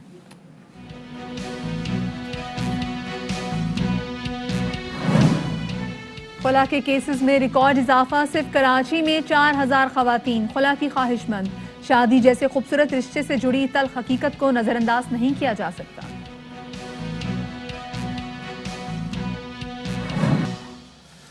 जनाब, शादी बड़ा खूबसूरत रिश्ता है, लेकिन मसला ये होता है कि एक तरफ से अगर जो है ना डिमांड बहुत ज़्यादा हो, एक तरफ से जो है कोई ऐसी डिमांड हो जो कि जिसे हम क्या कहें, जो गैर नॉन अनरियलिस्टिक हो, गैर फितरी हो, उसके होते हुए फिर होता क्या है कि शादी का बंधन चल नहीं पाता। पहले होता था कि जी खवातीन के ऊपर दबाव डाला जाता था, एक तो वो पढ़ी लिखी भी कम होती थी पहले ज़माने में, उन पर दबाव डाला जाता था कि भाई तुमने जो भी हो जाए कॉम्प्रोमाइज़ करना है। अब खवातीन पढ़ लिख गई हैं, अब वो खवातीन के जो उनके पेरेंट्स हैं वो भी पढ़ लिख गए। शफात वो कहते हैं कि हमारी बच्ची जिसको हमने इतनी ज़्यादा तालीम दे के बच्ची की अच्छे ख्वाबों के साथ उसकी शादी की है, जब सामने से बड़ी अनरियलिस्टिक किस्म की अप्रोच की जो ख्वाहिशात का इजहार किया जाए, या उसे सिर्फ ये एक्सपेक्ट किया जाए कि नहीं जी लड़की ही तमाम तर चीज़ों पर कॉम्प्रोमाइज़ करेगी या लड़की मार भी खा रही हो, तो पेरेंट्स कहते नहीं, हमारी बच्ची इतनी पढ़ी लिखी है कि हम अपनी बच्ची को संभाल सकते हैं, और किसी भी सूरत में हमारी बच्ची के साथ अगर कोई भी ज्यादती हो तो हम उस ज्यादती को बर्दाश्त नहीं करेंगे। कुछ जो हमारे सामने फैक्ट्स एंड फिगर्स जो सामने आए हैं वो हम आपके साथ शेयर करें कि सूबे भर में अगर हम सिंध की बात करें तो खुला के लिए गुज़िश्ता साल 5198 खवातीन ने अदालत से रुजू किया था, और इनमें से 4005 केसेस का ताल्लुक सिर्फ और सिर्फ कराची से था। खुला के बाद सबसे ज़्यादा केसेस जो हैं वो ज़िला शर्की और वस्ती में सामने आए हैं, और ज़हनी हम आहंगी का फुकदान, जिसे हम कहते हैं कि मेंटल कंपैटिबिलिटी ना होने की वजह से मौशी मसाइल, फाइनेंशियल इश्यूज़ भी हमने शफात बहुत यहाँ पर देखे कि फाइनेंशियल इश्यूज़ भी होते हैं। बहुत सारी जगहों पे ये भी एक्सपेक्ट किया जाता है कि जो सिर्फ खातून है, खातून ही कमा कर लेकर आए, तो इसमें एक औरत को भी ये भी होता है कि अगर मैंने ही पूरा घर पालना है तो मैं क्यों तुम्हारी भी बातें बर्दाश्त करूं तुम्हारे। दूसरी टाइप भी होती है। आपको अंदाजा होगा, बहुत सारे लोग, आपने बल्कि सुना भी होगा ऐसे बहुत सारे केसेस के मुतालिक जी, वो लड़का जो है वो कहता है भाई मैं इस बंदी के साथ गुजारा नहीं कर सकता, because again assumptions, because of के बाज़ ख़वातीन होती है ना वो नॉन रियलिस्टिक होती हैं, जैसे बाज़ लड़के भी नॉन रियलिस्टिक होते हैं, तो वो कोई एक लाला लैंड में रहती हैं अपने ज़हनी तौर पे, और वो लाला लैंड जब उनको ज़मीन पर नज़र नहीं आती तो दे go for the kill. And usually लड़के, कई जगहों पे हमने सुना है कि ऐसे वजह से खुला हो गई क्योंकि लड़का जो है वो उसने रिश्ते के वक्त जो था उसकी बाहर जॉब थी, बाद में जनाब उसका लॉकडाउन हो गया, लॉकडाउन उसकी जॉब खत्म हो गई, वापस आ गया, उन्होंने कहा जी हम रिश्ता खत्म कर रहे हैं। ये हुआ है बिल्कुल शफात, ये रीजन भी और साथ में भी कि हमारे हम देखेंगे झूठ भी बहुत ज्यादा बोले जाते हैं, शादी के वक्त झूठ भी बहुत ज्यादा बोले जाते हैं। और साथ में एक और चीज जहाँ पर मसला ये भी है कि हमारे पास एक जो मोबाइल आ गया है, हम अपने मोबाइल की वजह से जो अपने जो मियाँ बीवी के जो आपस के जो ताल्लुकात हैं, आपस की जो लड़ाइयाँ हैं, अब हम उसको तशहीर करने लग जाते हैं, दूसरे लोगों को बताते हैं, फिर वो हमें दूसरे मशवरे देते हैं, फिर जो दूसरे मशवरे देते हैं हम सामान पे अमल भी करने लग जाते हैं। तो एक कमरे की बात जब पूरे घर में, एक कमरे की बात पूरे घर में आ जाती है तो फिर फसादात तो होंगे। खैर इसी वाले से बात करेंगे, हमारे साथ मौजूद हैं बिल्कुल मतलब वाकई दंगे फसादात की जो फॉर्म ये ले जाते हैं। हमारे साथ जनाब मौजूद है मिसेस खान, मैच मेकर है। मिसेस खान बहुत शुक्रिया आपका कि आपने वक्त दिया। मिसेस खान ये बताएगा कि अगर हमने पिछले साल देखे हैं तो जितने भी खुला के केसेस हैं उनमें कई गुना इजाफा हुआ है एकदम से, क्या आपको वजह लगती है कि ऐसा क्यों हुआ है? ये वजूहात तो बहुत हैं, अब मैं वजूहात क्या क्या बयान करूं कि ये रोज़ाना ये फिगर जो है बढ़ता जा रहा है। अब लड़कियों में बिल्कुल भी पेशेंस नहीं रहा, वो चाहती हैं कि हम जिस घर में जाएं वैसे ही डोमिनेट करें जैसे अम्मा के घर में जाते थे, डोमिनेट करते थे, माओ की लान तान करते थे, माओ से बदतमीजी कर सकते थे। क्या ये चीजें प्रोलॉन्ग हो सकती हैं ससुराल में? बिल्कुल नहीं हो ये सकती। मिसेस खान, आपका बदजुबानी पाला किन बिल्कुल नहीं खवातीन से चल है? सकती। मैं बार बार कहती हूँ कि अपनी जुबान को कंट्रोल में रखो। बहुत मीठापन, जरा मिठास आनी चाहिए आपकी बातों में, आपकी, और बड़ों की अदब लिहाज रखें बेटा। आप लोग बिल्कुल अदब लिहाज नहीं रखती और शौहर को भी ताड़ता जवाब देती हैं। शौहर की इज्जत करना कितना लाजमी है, जो आप लोग नहीं करती। शौहर को समझती हैं कि पीस ऑफ गार्बेज, वो सब कुछ आपकी माने और आप ना माने। औरत बहुत डोमिनेटिंग होती जा रही है और उसको अपने एहसास माँ बाप को करवाना चाहिए कि आप दूसरे घर जा रही हैं, आपकी ये ज़ुबान दराजी, आपकी ये जो आप लपक कर बाहर चले जाना, फ्रेंड्स के साथ चले जाना, घूमने चले जाना, शॉपिंग पे चले जाना, खाना खाना चाइनीज़ वाइनीज़, ये वो नहीं चलता। अब आपकी घर की जिम्मेदारियाँ बढ़ गई हैं, आपको हर चीज़ का उधर ख्याल रखना पड़ेगा। आपको बिल्कुल इजाज़त लेकर जानी पड़ेगी। शौहर से भी इजाज़त लेंगी, घर में भी बता के जाएंगी। ये कहना कि आप क्यों इजाज़त लेंगे, आप क्यों इजाज़त, हम क्यों इजाज़त लेंगे, ये गलत बात है। चलें जी, बहुत बहुत शुक्रिया जी, बहुत बहुत शुक्रिया आपका, अपने कीमती विचार से हमें आगाह किया। और वाकई जी बहुत सारे लोगों का ये मसला है कि वो जो अपने जो मसाइल है ना वो पूरी तरह निभाती नहीं है। शौहर को कहती है तुमने मुझसे इजाजत मांगने की जरूरत है। I wonder, I don't know, मैं खुद मिसेस खान से बहुत सारे शोज में मेरी मुलाकात हो चुकी है और इसी हवाले से हमने बात भी की है। बहुत सारे ऐसे शोज में जहां पर लड़कियों को शादी के बाद जलाया गया है, वहां पर भी मेरे साथ मिसेस खान गेस्ट रही है। और मुझे दुख इस चीज़ का होता है कि जब सारा का सारा इल्ज़ाम हम लड़कियों पे डाल दे, जी लड़कियों की ज़बान दराजी, जी कौन सी लड़कियां, भी मैं भी चाहूँगी जो घर में मतलब सारी उम्र तो लड़की को कहा जाता है नहीं भाई अगले घर जाके जो करना है, लिपस्टिक ना लगाओ, फलाना ना करो, जो तुमने अपने ख्वाब पूरे करने हैं वो अगले के घर जाके पूरे करना। सारी उम्र तुम लड़की को इससे दबा के रखते हैं। वो आप बोल रहे हैं कि जी वो लड़कियां जो माँ से बदतमीजियां करती हैं तो वही बदतमीजी दूसरी जगह नहीं हो सकती। अब आई डोंट नो कि इसको कहते हैं फूल्स पैराडाइज। ऑलरेडी आपने चीज एज्यूम की है, ऑलरेडी आपने चीज एज्यूम की है कि जो भी गलती है वो लड़की की होगी। हम ये नहीं कह रहे कि लड़कियों की गलतियां नहीं होती, जब ऐसे घर टूटते हैं लड़कियों की भी गलतियां होती हैं, उनको भी कॉम्प्रोमाइज करना चाहिए। लेकिन हमें साथ में ये भी याद रखना चाहिए कि घर में जो एक आदमी है ना जिसने कमा के लाना है, जिसको हम कह रहे हैं कि जी he is the man of the house, उसको भी थोड़े तमीज के दायरे में रह के काम करना चाहिए। उसके माँ बाप को भी उसकी तरबियत वैसे करनी चाहिए कि भाई जो अगली आ रही है वो तुम्हारी नौकरानी नहीं आ रही, वो तुम्हारी बीवी है, तुम्हारी शरीक हयात है।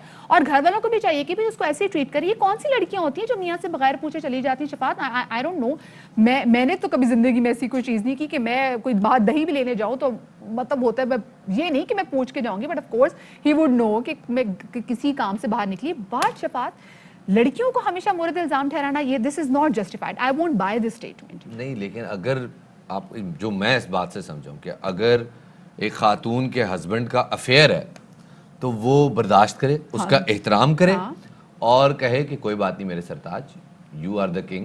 You go. You have the right to do this. You have the right to. आप मर्द जात है, आप जो मर्जी करें। ऐसा नहीं है जनाब।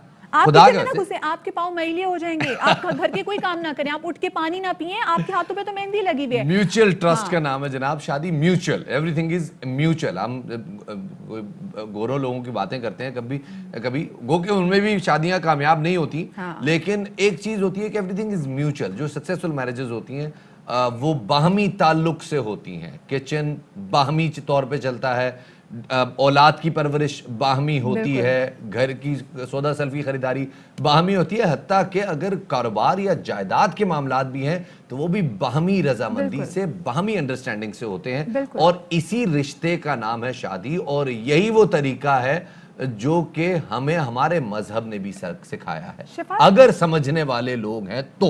बिल्कुल। और शफात देखिए, दुनिया जहान में जब आप शादी के इतने खूबसूरत बंधन में बनने जा रहे होते हैं तो बहुत सारी जगहों पे लड़का और लड़की की प्री वेडिंग एक काउंसलिंग भी होती है जिसमें बताया जाता है कि देखिए आपको किस तरीके से होम मेकर बनना है। सिर्फ औरत को नहीं बताया जाता कि आपने होम मेकर बनना है, आदमी को भी बताया जाता है कि देखिए आपने होम मेकर बनना है। कहीं ऐसा ना हो कि आप अपने ईगो के चक्कर में वो जो आने वाली लड़की है जो अपने घर बार छोड़ के आपके घर में आ रही है, आपके तमाम सिस्टम को लेके चल रही है, अपनी ईगो के चक्कर में उसकी कहीं हक तलफी आप ना कर दें। यही बात फिर जब बच्चा पैदा होने से पहले ही बताई जाती है, क्योंकि होता ये शफात कि हमारे यहाँ जो मर्द हजरात हैं वो बच्चे को भी गोद में उठाना अपने शान में गुस्ताखी समझते कि हम पब्लिक में हमने गोद में उठा लिया है, हमारी तो बीवी सब कुछ करेगी, उसके पैम्पर शैम्पर सब चीजें हमारी बीवी चेंज करेगी, क्योंकि हम तो हैं मर्दात और बस हम तो हैं बाप, हमारा काम यही है कि हम बच्चे को शेर की निगाह से एक पता है क्या, एक चीज हो सकती है, हम शायद इसमें बायस्ड हो जाएं, हम शायद अगर इस पे कमेंट कर रहे हो तो शायद हम उसको प्रॉपर्ली लोगों को लगे कि शायद हम बायस्ड। شاید میرے خیال میں ذرا قانونی نقطہ نگاہ سے اس کو سمجھتے ہیں کہ مسئلہ ہے کیا. زیادہ تر جو بھی کیسز فائل ہو رہے ہیں ان میں وجوہات کیا سامنے آ رہی ہیں. ہمارے ساتھ جناب عثمان فاروق صاحب موجود ہیں. سر بہت شکریہ ہمیں وقت دینے کے لیے. سر پہلے تو یہ بتائیے گا جو زیادہ تر کیسز کراچی میں جیسے ہم دیکھ رہے ہیں تقریباً 4,500 5,000 کیسز جو ہیں وہ صرف کراچی شہر میں خلا کے جو ہیں وہ پینڈنگ ہیں. وجوہات بنیادی طور پہ جنرک کیا ہے؟ میرا خیال ہے کہ جو فیکٹس ہیں اس وقت اگر میں پورے 2020 کا بتاؤں تو پورے سندھ کے اندر 22,810 کیسز جو رجسٹرڈ ہوئے ہیں پورے سندھ کے اندر. 22,810 جی اور اگر پورے پاکستان کی بات کریں گے تو پھر آپ دیکھ سکتے ہیں کہ کہاں پر یہ فیگر جا رہی ہے. اور بنیادی طور پہ جو سب سے بڑا مسئلہ ہے وہ میں سمجھتا ہوں کہ بے جوڑ شادیاں ہیں کہ آپ کو ایسی شادیاں کر دیتے ہیں بعد میں وہ مسائل جو ہے پیدا ہوتے ہیں کہ جس میں جو ہے وہ ایڈجسٹمنٹ بہت نیچی کلاس میں چلی جا رہی ہے, کلاس فائنینشیل ہوتا ہے اور ایجوکیشن کے بھی ایشوز ہیں. اصل میں ایک وجہ اور بھی بڑی خطرناک ہے, شاید اس کو آپ کسی اور پہلو پر لے کر جائیں, کہ جو تعلیم جو ہے وہ خواتین زیادہ حاصل کر رہی ہیں. ٹھیک ہے, لڑکیاں زیادہ پڑھی لکھی ہوتی ہیں. جب وہ ایک ماسٹرز کی ہوئی جو ہے لڑکی کو جو ہے میٹرک پاس, مطلب اس کے نزدیک تو ظاہر ہے کہ ایک میٹرک پاس ہے اس کا, چاہے اس کی اپروچ جو بھی ہو, اس کی سوچ جتنی بلند ہو, تو یہ ساری چیزیں جو ہے وہ افیکٹ کر رہی ہیں. اچھا ایک مسئلہ اور بھی اس کے اندر جو بنیادی طور پر ڈومیسٹک وائلنس کا کتنا تعلق ہے؟ میرا خیال ہے کہ ڈومیسٹک وائلنس بہت زیادہ نہیں ہے. اچھا جی, کہ جس کو ہم بہت زیادہ بڑا چلا کے شاید پیش کرتے ہیں, اس طرح سے ڈومیسٹک وائلنس نہیں ہے. پرابلم یہ ہوتی ہے کہ جو بنیادی طور پر ذمہ داری کا سمجھنا ہے, چاہے وہ لڑکی کا ہو یا لڑکے کا ہو. شادی جو ہے صرف ایک ڈراموں فلموں کا جو نام نہیں ہے کہ جس کے اندر جو چھلانگ لگا دی کسی نے جو ہے ایک پہاڑ سے ایک لڑکی کی خاطر, ٹھیک ہے, یا کوئی اس طرح کا جو ہے چیزیں ہم جو دیکھتے ہیں, گھر کے برتن توڑ دیے میری شادی سے کرواؤ, اپنے ہاتھ کے اوپر جو ہے زخم بنا لیا, یا اور بھی کوئی اس طرح کے کام. وہ جو ہے ایک پریکٹیکل زندگی ہے, اس کے اندر ذمہ داری کا معاملہ ہے. یعنی شوہر کی ذمہ داری اس لیے زیادہ بڑھ جاتی ہے چونکہ وہ ایک قوام ہے, وہ اس کو لے کے چلنے والا ہے. اچھا عثمان صاحب, جیسے بھی آپ نے بات کی کہ آپ نے تعلیم کی بھی صحیح بات کی. ہم نے اگر پاکستان میں دیکھا جائے تو ہمارے پاکستان میں خواتین کی جو شرح ہے وہ بندوں سے کئی زیادہ ہے. خواتین یہاں پر تعلیم بھی حاصل کرتی ہیں, اور ہوتا یہ ہے کہ ایک اچھی لڑکی کو اس کا بر تلاش کرنے میں مسئلہ اس لیے ہوتا ہے کیونکہ اس کو اس کی ذات پات میں, جیسے سادات میں ہوتا ہے جی آپ نے سادات سے ہٹ کے باہر نہیں کرنی, تو پھر اس کو کمپرومائز کرنا پڑتا ہے. وہ اگر MBBS بھی لڑکی ہو پھر وہ دیکھے گی کہ نہیں جی اس کو سادات فیملی میں یا اپنی جس بھی پرٹیکولر وہ کاسٹ میں رہتی ہے تو اس میں چاہے وہ کم تعلیم یافتہ ہو, پھر اس کے پاس آپشن وہی بچتی ہے. تو آپ نے کیا یہ ایک ریزن بھی دیکھی کہ لوگ اپنی کاسٹ سسٹم سے باہر نہیں آتے؟ بالکل, ایک تو برادریزم کا بھی مسئلہ ہے, لیکن میں سمجھتا ہوں کہ برادریزم آہستہ آہستہ جو ہے وہ ختم ہوتی جا رہی ہے. اور برادریزم کے جہاں بہت سارے نقصانات ہیں وہاں پہ بہت سارے فائدے بھی ہیں. میں سمجھتا ہوں جو برادریزم یعنی برادریاں مضبوط تھیں وہاں پہ شادیاں کرنا آسان تھا, کیونکہ وہ رشتے پتہ ہے کہ وہیں سے ہونے, دیگر معاملات یہ تو خیر بے جوڑ شادیوں کا معاملہ بہت زیادہ وہاں پر اس طرح سے نظر نہیں آتا. لڑکے بھی جو ہے وہ کاروبار سنبھالتے ہیں, اسٹیک ہولڈرز بھی زیادہ ہوتے ہیں. بالکل ایسے. اور ہاں یہ بات کہ جو سنبھالنے والے لوگ ہیں یعنی خاندان کے جو بڑے ہیں, جو معاملہ حل کروا سکتے ہیں, جو مصالحت کرا سکتے ہیں, آپس میں کوئی پیچ اپ کرا سکتے ہیں, ان کا رول بالکل ختم ہوتا جا رہا ہے. اچھا یہ جو آپ ایک ابھی میں شاید آپ کی بات سن بھی رہا تھا, ہم مغرب کی مثال دے رہے تھے, اور اتفاق یہ ہے کہ میرا بھی کچھ وقت جو ہے مجھ سے باہر گزرا ہے, تو وہاں تو سیپریشن ایک مطلب عام سی معمولی سی بات ہے. ٹھیک ہے. اچھا یہ بات بھی صحیح ہے کہ آپ نے یہ سیپریشن بھی اگر بالکل, کیونکہ اسلام میں بھی طلاق کا رائٹ دیا گیا ہے نا, خلا بھی جو ہے ظاہر ہے کہ اسلام کے مطابق ہے. اگر جو ہے ذہنی امہنگی نہیں ہوتی. ہماری سوسائٹی کا جو ایک بہت بڑا مسئلہ وہ یہ ہے کہ جب وہ الگ ہوتے ہیں تو سمجھیں کہ وہ دو درم برم ہو جاتے ہیں, بالکل آپس میں اس طریقے سے دشمنیاں کیا, ایک دوسرے کے خون کے پیاسے. اور میں تو سمجھتا ہوں کہ ہمارے پاس جو کیسز آتے ہیں اس میں وہ سب کچھ کہ اس کو بدنام کر دیا جائے, اس کو ڈیفیم کر دیا جائے. مطلب فیس بک پہ ڈالا اور جو اپنی وائف, جو سب کا وائف ہے, اس کی جو تصویریں وغیرہ ڈال دی. یہ وہی ایگو کا مسئلہ جس کی ہم بات کرتے ہیں کہ اگر کسی نے چھوڑا تو کہیں آپ نے چھوڑا. میں پھر بھی ابھی پہلے سوال کی طرف, کیونکہ ہمیں کنکلوژن کی طرف جانا ہے. عمومی طور پہ آپ نے جیسے بتایا کہ جی طلاقوں کی زیادہ جو خلا کی وجہ آ رہی ہے وہ بے جوڑ شادیاں ہیں. اس کے علاوہ بھی کیا کوئی وجہ؟ اس کے علاوہ جو سب سے اہم بات جس طرح میں نے بتایا کہ ایک تو جو بات شاید دوسری طرف چلی جائے کہ جو خاندان کا انٹرفیئرنس ہوتا ہے. دیکھیں لڑکی کی شادی ہوئی ہے, اس کو ایڈجسٹ ہونا چاہیے, اس کو وقت ملنا چاہیے. دونوں آپس میں رہ رہے ہوتے ہیں, دو ذہن مل رہے ہوتے ہیں, دو خاندان مل رہے ہوتے ہیں, ایک خاص جو ہے ماحول سے نکل کے دوسرے ماحول. زیادہ انٹرفیئرنس ہے, لڑکے کی بہنیں انٹرفیئر کر رہی ہیں. بالکل سب سے زیادہ جو انٹرفیئر ہوتا ہے وہ لڑکی کی ماں کا ہوتا ہے. شاید آپ کو بات بری لگ رہی ہو. نہیں, میں یہ بات نہیں بری لگنے والی بات نہیں. ہم خود ابھی آپ کے آنے سے پہلے بات یہ کر رہے تھے کہ جی موبائل ایک اس کا بھی بڑا کردار ہے کہ ہم اپنے کمرے کی کوئی بھی ایسی بات کہ میاں سے لڑائی ہو تو ہم فوراً بھی دوستوں کے ساتھ یا گھر والوں کے ساتھ فوراً شیئر کر دیتے ہیں. بالکل ایسا ہی ہے. دیکھیں ایک میاں بیوی کا کوئی مسئلہ ہوا اور وہ اس نے گھر پہ بتا دیا, یہ دو بندوں کی بات تھی, شاید وہ آدھے گھنٹے ایک گھنٹے بعد جو دونوں کا غصہ ٹھنڈا ہوتا اور پتہ لگتا کہ دونوں کی انڈرسٹینڈنگ ہو جاتی, لیکن وہ جب دوسرے کو پتہ لگ گئی تو ظاہر ہے اب ایک ہائپ بن چکی ہے. اور میری بیٹی مطلب میری بیٹی کے ساتھ یہ ہوگا, اس نے ماسٹرز کیا ہوا ہے, اس نے بی اے کیا ہوا ہے, وہ تو کیا نوکرانی بنا کر لے کر آئے اس کو. یہ پوائنٹ ہے, یہ پوائنٹ بڑا ویلڈ ہے. میرے خیال میں وہی بات ہے کہ اب وہ روایتی جو گھرانہ ہے نا, ایک مرد کمائے نہ تو مہنگائی اس کی اجازت دیتی ہے, اور میرے خیال میں اب مردوں کو بھی اپنی وہ ایگو توڑنی پڑے گی کہ وہ خواتین کو بھرپور موقع دیں اور دونوں مل کے زندگی کی گاڑی چلائیں, تبھی سکسیسفل جو ہے وہ میرج کی بانڈنگ آگے بڑھ سکتی ہے. بہت شکریہ جی. ایڈ کرنا چاہ رہے ہیں؟ میں ایک بات جو بہت اہم سمجھتا ہوں وہ یہ ہے کہ جو خلا یا طلاق ہے اس کا جو نتیجہ نکل رہا ہے وہ صرف دو مطلب لڑکے لڑکی کے درمیان نہیں ہو رہا ہے, ان کے بچوں کے درمیان ہو رہا ہے, ان کے پیرنٹس خاندانوں کے درمیان ہو رہا ہے, اور سب سے اہم بات پوری سوسائٹی اس سے ڈسٹرب ہو رہی ہے. یہ ایسا یونٹ ہے اگر یہ بکھرے گا تو پوری سوسائٹی بکھرے گی. بالکل ایٹ لیسٹ, اور کسی بھی چیز کو اگر ختم کرنا ہو تو اس نوٹ پہ ضرور ختم کریں کہ آپ بعد میں ایک دوسرے کی شکل دیکھنے کے روادار تو ہوں, اور اگر اسپیسیفکلی آپ کو بچہ ہے تو پھر آپ کو ایسے اقدام سے, اور یہ تمام شریعت میں دیکھا جائے کہ ایسا انداز سے ذہنی امانگی نہیں تھی ختم کرنا. بالکل جی بالکل. بہت بہت شکریہ جی. عثمان صاحب ہمارے ساتھ بتا رہے تھے جناب بے جوڑ شادیاں, یعنی بہت پڑھی لکھی خاتون بہت ان پڑھ لڑکے سے شادی ہو جائے, یا بہت مالدار فیملی بہت ہی ایسے لوگوں پہ چلی جائے جو کہ زیادہ مالدار نہیں ہے, تو پھر کلیشز آتے ہیں. اور شفاعت وہ جو میں نے بھی بات کی تھی نا کہ مطلب گھر سے باہر جاتے ہوئے کچھ بھی تمہیں بتاتے ہیں, اس کی ریزن یہ بھی ہوتی ہے جناب کہ یہ پاکستان میں آپ رہ رہے ہیں, یو نیور نو آپ کے ساتھ کہیں باہر نکلیں اکیلے نکلیں کچھ ہو جائے.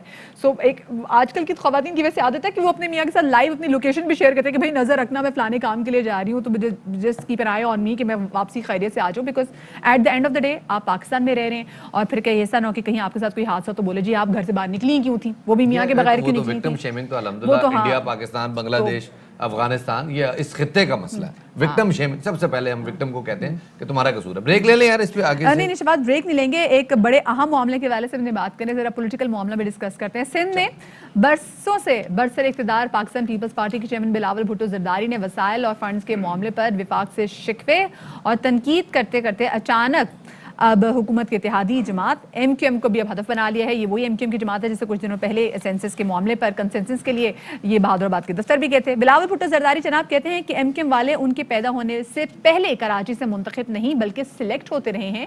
کراچی میں تقریب سے خطاب کرتے ہوئے بلاول بھٹو نے کہا کہ تحریک انصاف کی حکومت ایم کیو ایم پاکستان کے ووٹوں کی وجہ سے قائم ہے, اور یہ بات سمجھ سے بالا تر ہے کہ وہ کیوں وفاق کے ساتھ کھڑی ہے.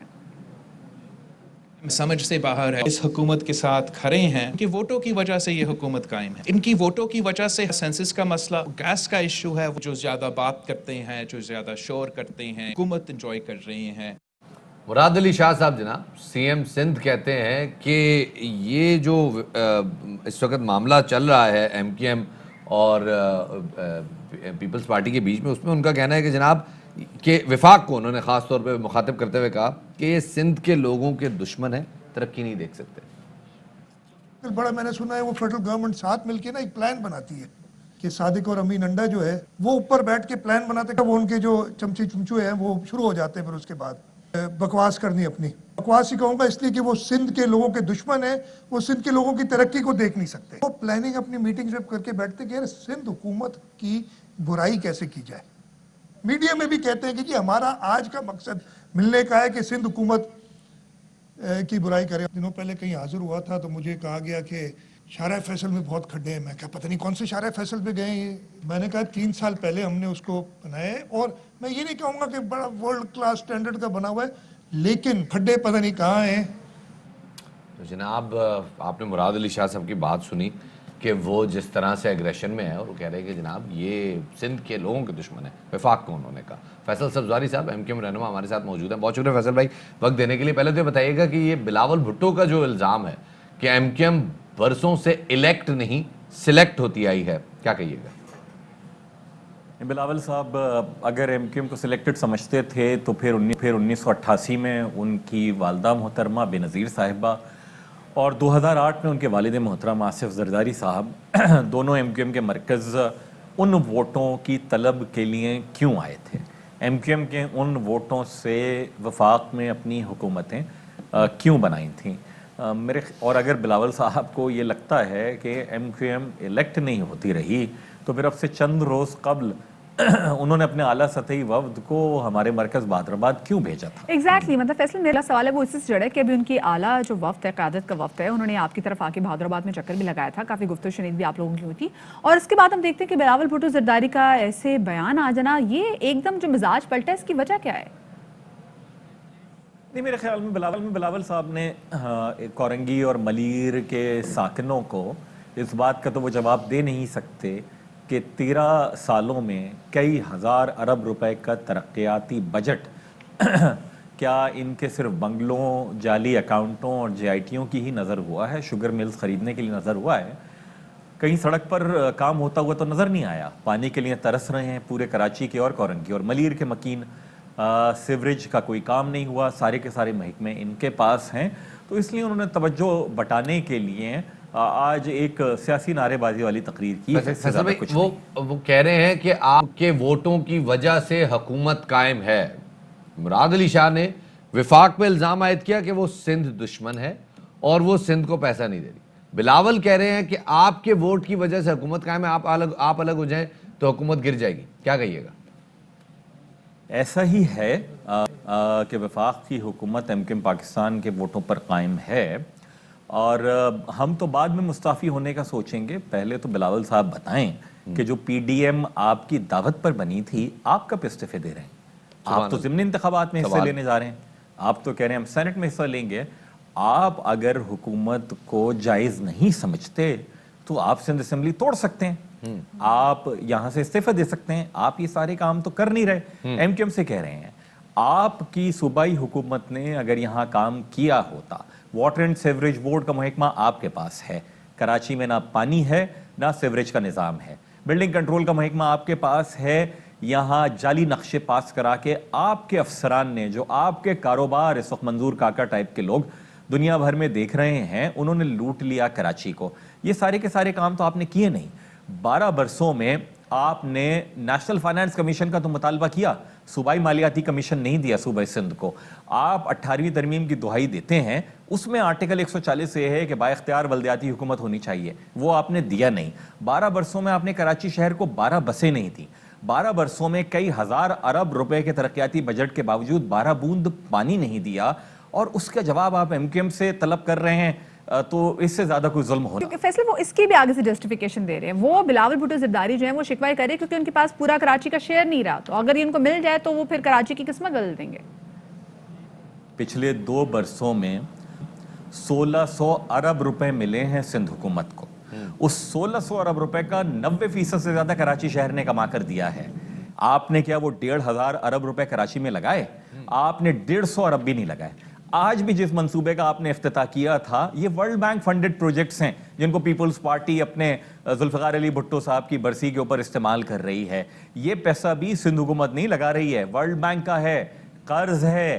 कौन वापस करेगा? कराची वाले वापस करेंगे। सिंध हुकूमत क्या करेगी? सियासत करेगी, जो ये करते चले आ रहे हैं। बहुत बहुत शुक्रिया जी। ज़वारी साहब हमारे साथ मौजूद थे। एक छोटा सा ब्रेक लेते हैं, ब्रेक के बाद दोबारा हाजिर खिदमत होंगे, हमारे साथ रहिएगा।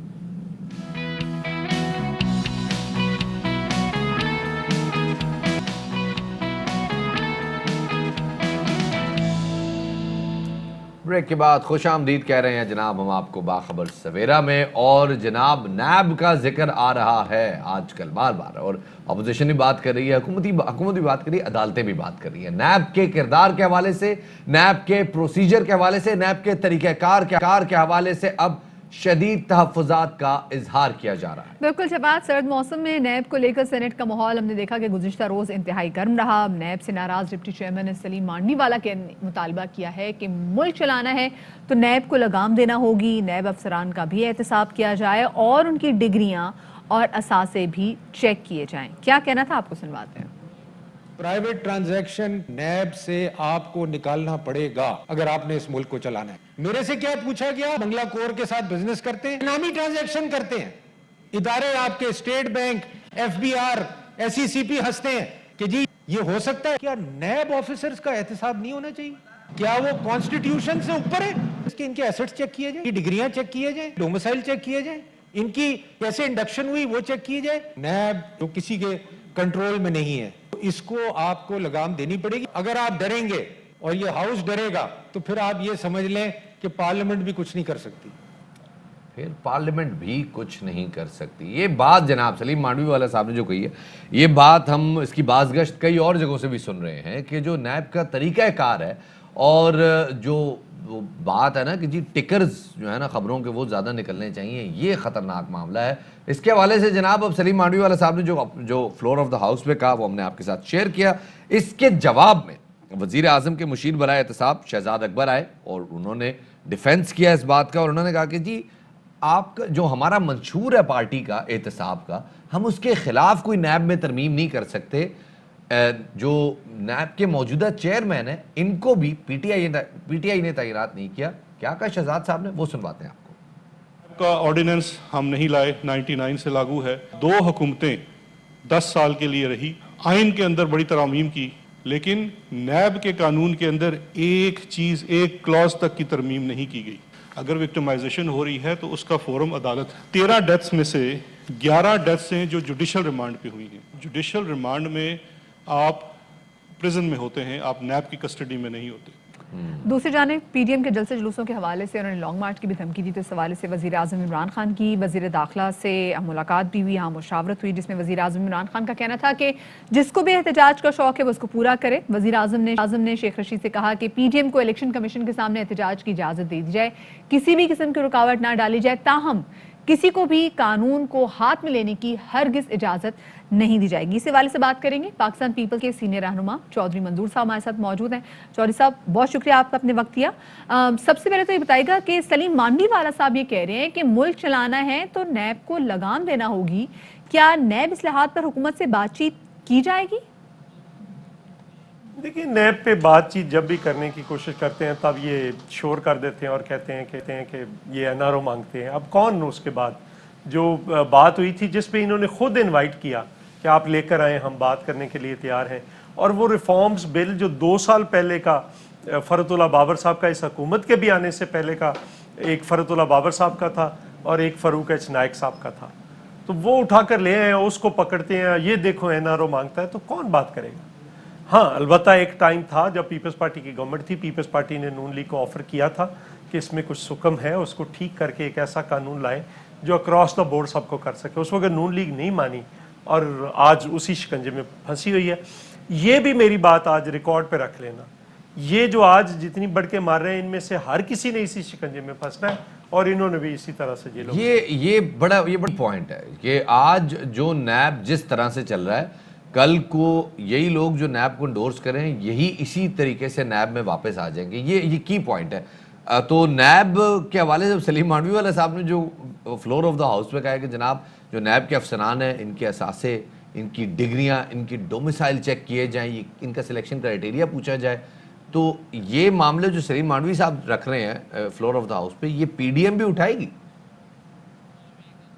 देखिए ये एक उन्होंने वो खुद डिप्टी चेयरमैन सेनेट है, पीपल्स पार्टी से उनका ताल्लुक है, उन्होंने आज मिसाल दी कि अकाउंटेंट जनरल ऑफ पाकिस्तान ने खुदकुशी की है सिर्फ नैब की वजह से।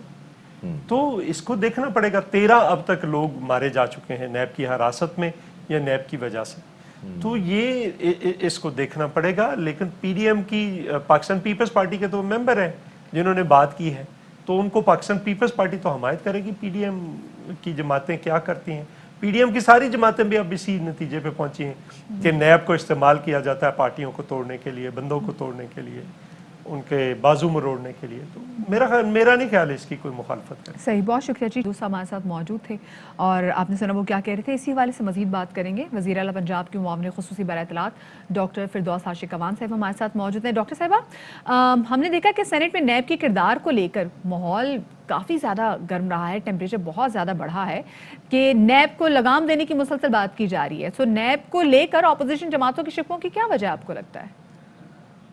गुज़श्ता कई दहाइयों से दो जमातें जो थीं वो इक़्तिदार में रहीं और वो मिली भगत से कवानीन को तोड़ती मरोड़ती रहीं और अपने मफाद के लिए इस्तेमाल करती रहीं, अदारों को कमज़ोर करती रहीं और अदारों के अंदर ऐसी शख्सियात को बराजमान करती रहीं जो उनकी उंगलियों के इशारों पे नाचते रहे। पहली दफ़ा हुआ कि वज़ीर आज़म इमरान ख़ान ने उन अदारों को कानून के ताबे किया, उन शख्सियात के प्रेशर से निकाला, उनकी तमाम तार ख्वाहिशात से निकाला और रूल ऑफ लॉ को इंश्योर किया और इस बात को यकीनी बनाया कि no one is above the law. और जब आप इस मुल्क के अंदर अदारों को बाख्तियार करेंगे, आज़ाद करेंगे, कानून के ताबे करेंगे, तो फिर वो बेनिफिशरीज जिन्होंने नस्ल दर नस्ल उस कमज़ोर और लूले लंगड़े अदारों के बेनिफिशरी होते हुए फ़ायदा उठाया हुआ है, उनकी तबीयत को नागवार तो गुजरेगा। और ये उसी की अक्कासी करता है बयानिया कि वो कौन होता है नैब का कोई ऑफिसर या इदारा हमें पूछने वाला, क्योंकि हमने अदारों को कमज़ोर किया और आज वो इतने मजबूत हो गए कि वो हम पे सवालात करें। तो ये वो बदकिस्मत पहलू है जिसकी किसी भी जमहूरी मुल्क में नज़ीर नहीं मिलती। ये जो सामने रखा है कि बिल्कुल ऐसा हुआ है कि जो करप्शन हुई है, मनी लॉन्ड्रिंग हुई है, पैसा बाहर गया है, टीटीज़ हुई हैं, टीटीज़ उनके अकाउंट ऐसे अकाउंट्स में आई हैं जो कि उनके बेनामी अकाउंट से जायदादें खरीदी गई हैं, मनी लॉन्ड्रिंग की गई, बहुत सारी चीज़ें हुई हैं। लेकिन हुकूमत का फोकस क्या है? हुकूमत ने क्या परफॉर्मेंस पे फोकस करना है, या जैसे वज़ीर आज़म इमरान खान साहब ने अपने सारे तर्जुमानों को हिदायत कर दी है कि आप पीपल्स पार्टी के कारनामे जो हैं, यानी करप्शन केसेस जो हैं, वो सामने लाएं? प्रायोरिटी क्या है? वज़ीर आज़म एक ओवरऑल हुकूमती कामयाबियाँ और जो चैलेंजेस होते हैं वो स्पोक्स पर्सन के सामने डिस्कस करते हैं। वो किसी को ये नहीं कहते कि फ़लाँ की पगड़ी उछालें या फ़लाँ को आप बेइज्जत करें। उनका मकसद ये होता है कि आप जो हुकूमत की कारकर्दगी है, हुकूमत के जो पब्लिक सर्विस इनिशिएटिव्स हैं और जो अवाम दोस्त पॉलिसीज़ हैं, उनको हाईलाइट किया जाए, उनको उजागर किया जाए। और इसके साथ साथ अपोजिशन की जो कारस्तानी और स्याह अमल है, उससे अवाम को ज़रूर याद दहानी कराते रहना चाहिए, ताकि तारीख़ के औराक में अपोजिशन का जो अवाम मुखालिफ एजेंडा रहा है उसको ज़िंदा रखा जाए और उन्हें भूलने ना दिया जाए अवाम को कि ये वो कौन लोग हैं जो इक़्तिदार में थे तो अवाम के साथ क्या करते रहे हैं। बहुत बहुत शुक्रिया। साशिक कमान साहब हमारे साथ मौजूद थी, बात कर रही थी। उन्हें कहना है जनाब, पार्टी के जो तर्जुमान है उनका काम है कि वो पार्टी की बात करें और पार्टी के कारनामे जो हैं और पीपल्स तहरीक इंसाफ की जो हुकूमत जो आवाम की फलाह और बहबूद के लिए काम करिए वो सामने लाएं। तो देखते हैं क्या क्या सामने लाते हैं वो अगले चंद दिनों में। बिल्कुल शफात, ये तो टाइम ही बताएगा। और ज़रा हम बात कर लेते हैं कोयटा में पेश आने वाले अफसोसनाक वाक़े के हवाले से। कोयटा में जारी धरने जो कि मगरबी बाईपास पर साने मच के ख़िलाफ़ हज़ारा बिरादरी का धरना ये जारी है और आज इस धरने का चौथा रोज़ भी है। मनफी दर्जा हरारत में भी लवाहिकीन अपने प्यारों की लाशों समेत एहतजाज करें और धरने के शुरका का ये मुतालबा है कि वज़ीर आज़म खुद कोयटा आएँ। दूसरी जानिब गुज़िश्ता रोज़ वज़ीर आज़म इमरान खान की ज़ेर सदारत विफाकी काबीना के इजलास में मच साने में शहीद होने वाले मजदूरों के लिए मग़फ़िरत की दुआ भी की गई थी। वज़ीर दाखिला शेख रशीद ने वज़ीर आज़म को कोयटा के दौरे और धरने पर बैठी हज़ारा बरादरी से मुज़ाकरात पर रिपोर्ट पेश की। शेख रशीद ने वज़ीर आज़म की खुसूसी हिदायत पर कोयटा का दौरा किया था। गुज़िश्ता रोज़ धरने में सूबाई वज़ीर दाखिला ज़ियाउल्लाह लांगो, ज़हूर बुलेदी और नूर मोहम्मद अमर ने वर्सा से मुलाकात की। शोहदा के लिए फातह ख़ानी की गई। मुज़ाहिरीन का कहना है कि सिर्फ वज़ीर आज़म से इस यकीन दहानी के बाद धरना ख़त्म करेंगे कि आइंदा हज़ारा बरादरी के साथ इस किस्म के वाक़यात रोनुमा नहीं होंगे। यहाँ लेते हैं एक छोटा सा ब्रेक, हमारे साथ रहिएगा।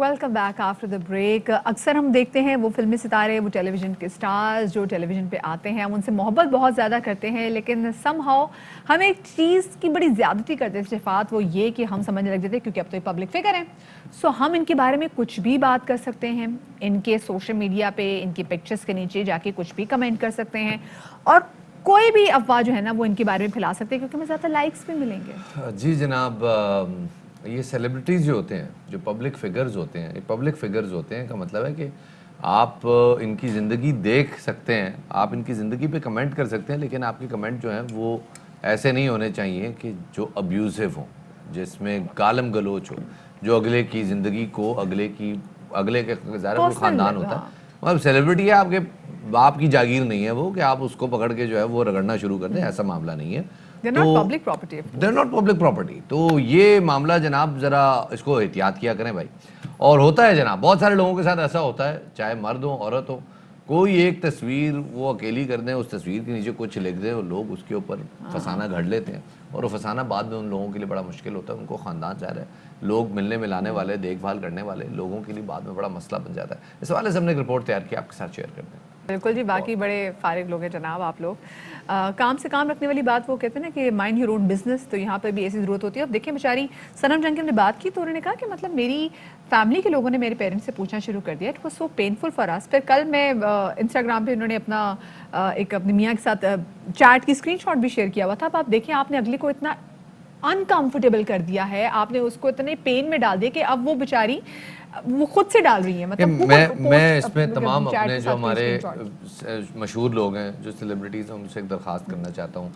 آپ کے جو تصاویر کے نیچے ہزاروں ایسے کمنٹس ہوتے ہیں جو تعریفوں والے ہوتے ہیں, اور سینکڑوں ایسے کمنٹس ہوتے ہیں جن میں گالیاں ہوتی ہیں, جن میں آپ کے اوپر کوئی جو ہے نا وہ ایک ایموشنلی آپ کو ڈیمیج کر رہے ہوتے ہیں. ان کو مت سنا کریں, ان کو مت اٹینشن دیا کریں. آپ جتنے ان کو اٹینشن دیں گے وہ اتنے زیادہ اور بھڑکیں گے.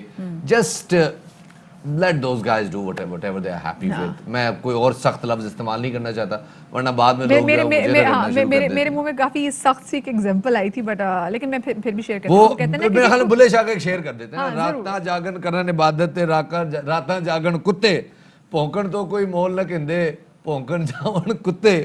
میرے خیال ہے آگے کچھ نہیں کہتے. تو بتا دیں, وہ کہتے ہیں نا کہ جو کتوں کے بھونکنے سے جو ہاتھی ہیں وہ اپنے راستے بدلا نہیں کرتے. تو یہ بھی ایک اچھی مثال ہے جو سب کو یاد رکھنی چاہیے. خیر جی, پاکستان میں ہر سال ہم نے دیکھا کہ موسم سرما میں ہزاروں ایسے پرندے ہیں جو کہ ہجرت کر کے آتے ہیں, جن کا پاکستان میں بے دردی سے شکار بھی کر دیا جاتا ہے. اور سوشل میڈیا پر آج کل کچھ ایسی تصاویر وائرل ہوئی ہیں جس پر ایک بحث شروع ہو چکی ہے کہ وائلڈ لائف کے مطابق لائسنس یافتہ اسلحے سے صرف ان پرندوں کی شکار کی اجازت ہے جو بڑی تعداد میں ہوتے ہیں, لیکن مقررہ میعاد سے تجاوز نہیں کر سکتے. مدیحہ, یہ معاملہ جو ہے نا یہ مرغابی کے شکار کا, کیونکہ اس وقت چونکہ سائبیریا میں بہت زیادہ ٹھنڈ ہے, تو وہ یہ مرغابی جو ہے یہ مائیگریٹ کر کے آتی ہے. اور ملک میں جہاں دریا کا پارٹ بہت چوڑا ہے اور جھیلیں ہیں قدرتی یا مصنوعی, ان جھیلوں پہ آتے ہیں, ڈیمز کے کناروں پہ آتے ہیں, دریاؤں کے کناروں پہ آتے ہیں, تالابوں پہ آتے ہیں. اور ایسے ہی موقع پہ جو شکاری ہیں وہ ہنٹر پارٹیز بنا کے وہاں پہ ان کی ہنٹنگ کرتے ہیں, پھر اپنی جیپ کے بونٹ پہ ان مرغابیوں کو لٹا کے پتہ نہیں کون سا یہ جشن منا رہے ہوتے ہیں. تو ہنٹنگ اچھی بات ہے, اگر آپ نے کرنی ہے, آپ کو ضرورت ہے, آپ ضرور کریں, لیکن اس کو سیلیبریٹ نہ کریں. یہ بڑا ہی کوئی میڈیول قسم کا آپ کا کانسیپٹ ہے. زمانہ جو ہے وہ 300 سال آگے ہو گیا, آپ ابھی تک 300 سال پیچھے رہ رہے ہیں, بندوق کی شوئیں مار رہے ہیں اپنی, اور ایک بطخ کو بیچاری بے زبان کو مار کے پتہ نہیں آپ لوگوں کو کون سی روحانی تسکین حاصل ہوتی ہے. خدا کو خوف کریں, وہ بھی اللہ کی مخلوق ہے, اس کو بلا ضرورت آزار نہ پہنچائیں. یہ تو بھائی بتایا جاتا ہے کہ لڑکی کو کیا شوق ہے جی, لڑکے کو شکار کا شوق ہے جی. اس بات ہمارے لڑکے نے شکار ٹڈی دل شکار کر لیا کریں, معاشرے کے کسی کام آ جائے. باقی چیلنج بھی ہے, اس کو ذرا کر کے دیکھیں نا. پتیلے بجا کے, پتیلے اور ڈھولکیاں بجا کے اگر وہ ٹڈی دل فصلوں پہ سے ہٹا سکتا ہے, اس شکار کا شکار معاشرے کی خدمت, سوسائٹی کی خدمت ہوگی. ایگزیکٹلی. ہر جی اسی والے سے بات کریں گے. ہمارے ساتھ موجود ہیں چودھری محمد جمشید صاحب جو کہ senior manager research and conservation WWF Pakistan کے ہیں. السلام علیکم سر, بہت شکریہ آپ نے ہمیں وقت دیا. یہ بتائیے گا کہ پاکستان میں سردیوں میں کون کون سے ایسے پرندے, مہمان پرندے آتے ہیں, اور بڑے افسوس سے بھی پوچھنا پڑ رہا ہے کہ کس کا سب سے زیادہ شکار کیا جاتا ہے؟ جی وعلیکم السلام, تھینک یو.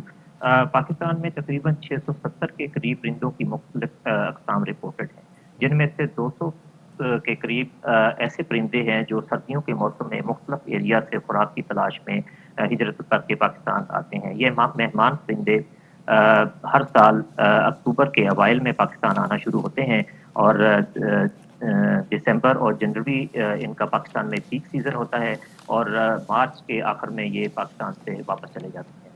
ان میں مرغابیاں, ڈکس جن کو کہتے ہیں, اور کرین, گیز, بسٹرڈز, فالکن, فلیمنگوز اور اس طرح کے بہت سے دوسرے پرندے شامل ہیں. شکاری حضرات ان میں زیادہ تر مرغابیوں کا شکار کرتے ہیں اور گیز کا شکار کرتے ہیں, کیونکہ ایک تو یہ کہ یہ سائز میں بڑے ہوتے ہیں, دوسرے ان کے کلرز جو ہے وہ بڑے فیسینیٹڈ ہوتے ہیں. اس کے علاوہ ان مرغابیوں اور گیز اور اسی طرح کے دوسرے परिंदों के अलावा फाल्कन की जो इलीगल ट्रैपिंग जो है वो बहुत ज़्यादा होती है पाकिस्तान। अच्छा, अब ये बताइएगा, इसको कोई लीगलाइज किया गया है या इसकी कोई रोकथाम की गई है? क्योंकि जहाँ तक मेरी अंडरस्टैंडिंग है कि मुर्गाबियों की आमद और ये जितने भी माइग्रेटिंग बर्ड्स हैं, इन्होंने अपने रूट्स चेंज किए हैं बहुत ज़्यादा शिकार की वजह से, उसकी वजह से पूरा इकोसिस्टम डिस्टर्ब हो सकता है। जी बिल्कुल, आपने बजा फरमाया। प्रोविंशियल वाइल्ड लाइफ डिपार्टमेंट जो हैं वो अपने वाइल्ड लाइफ एक्ट के तहत अपने जो रूल्स एंड रेगुलेशंस हैं उनको इम्प्लीमेंट करते हैं हंटिंग के हवाले से, और परिंदों के स्टेटस के हवाले से जो एक्ट्स हैं या जो रूल्स हैं उनमें डिफरेंट शेड्यूल्स में उनको जो है वो रखा गया है, उनकी दर्जा बंदी की गई है। लाइक जिन परिंदों की तादाद जो है वो बहुत कम हो रही है या जिनकी नस्ल नापैद होने के बराबर है, उनको थर्ड शेड्यूल में रखा गया है और वो through out the year protected रहते हैं, यानी उनका शिकार जो है वो पूरा साल जो है मना होता है। और इसके अलावा जो फर्स्ट शेड्यूल होता है जिसमें आम परिंदे होते हैं, उसमें मरगाबियों की भी कुछ अक़साम शामिल है, उनका शिकार जो है वो लीगल होता है, लेकिन थ्रू लाइसेंस और एक बैग लिमिट के ज़रिए वो एक मुकर्रर किया जाता है लाइक, और उसके लिए फिर बाकायदा डेज मुकर्रर किए जाते हैं लाइक वीकेंड पे, और इसका जो लेकिन जो बेजा शिकार होते हैं, जो इलीगल शिकार होते हैं, तो चौधरी साहब WWF की जानिब से उसकी रोकथाम के लिए और इन हिजरती परिंदों के तहफ़्फ़ुज़ के लिए क्या कुछ किया जा रहा है? जी, WWF दहाइयों से परिंदों के तहफ़्फ़ुज़ के लिए अपने डिफरेंट प्रोजेक्ट्स के थ्रू काम कर रहा है, और इसमें हम लोगों में अवेयरनेस क्रिएट कर रहे हैं ग्रास रूट लेवल पे। मैं इसकी एग्जांपल आपको एक बड़े जो प्रोजेक्ट WWF पाकिस्तान ने 2006 से 2012 तक पाकिस्तान वेटलैंड प्रोग्राम के नाम से इम्प्लीमेंट किया था, उसकी एग्जांपल दूंगा कि उसमें हमने वेटलैंड जो परिंदों की मसाकिन और इनकी स्टेजिंग और फीडिंग ग्राउंड होती हैं, इनकी कंजर्वेशन के लिए तकरीबन को 250 के करीब जो सिग्निफिकेंट वेटलैंड्स हैं पाकिस्तान में, वो हमने आइडेंटिफाई की, और फर्दर उनमें से जो बहुत ज़्यादा इंपॉर्टेंट वेटलैंड्स थी उनकी डिटेल्ड स्टडीज़ की गई, वहाँ पे परिंदों की बेसलाइन आमद मुतासर हुई है। और बिल्कुल जमशेद साहब आपने सही फरमाया, और जो ख़ास तौर पे वेटलैंड्स के अंदर जो टिड्डी दल की आमद है की वजह से, मतलब मुर्गाबियों की आमद की वजह से उसको बड़ा इफेक्ट पड़ सकता है, क्योंकि मुर्गाबियाँ उनका लार्वा खा लेती हैं और टिड्डी दल का जोर टूट सकता है। और ना सिर्फ मुर्गाबियाँ, और भी कई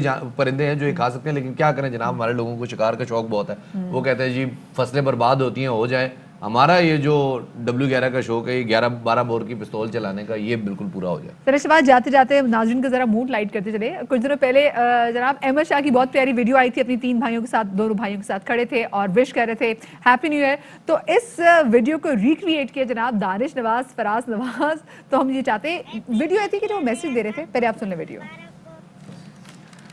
अस्सलाम वालेकुम, आप ठीक हैं? मैं ठीक हूँ। हैप्पी न्यू ईयर, नया साल बहुत बहुत मुबारक हो। अल्लाह करे ये साल हमारे लिए बहुत सारी खुशियाँ लेके आए। हाय, अस्सलाम वालेकुम, कैसे हैं? ठीक है, मैं ठीक हूँ।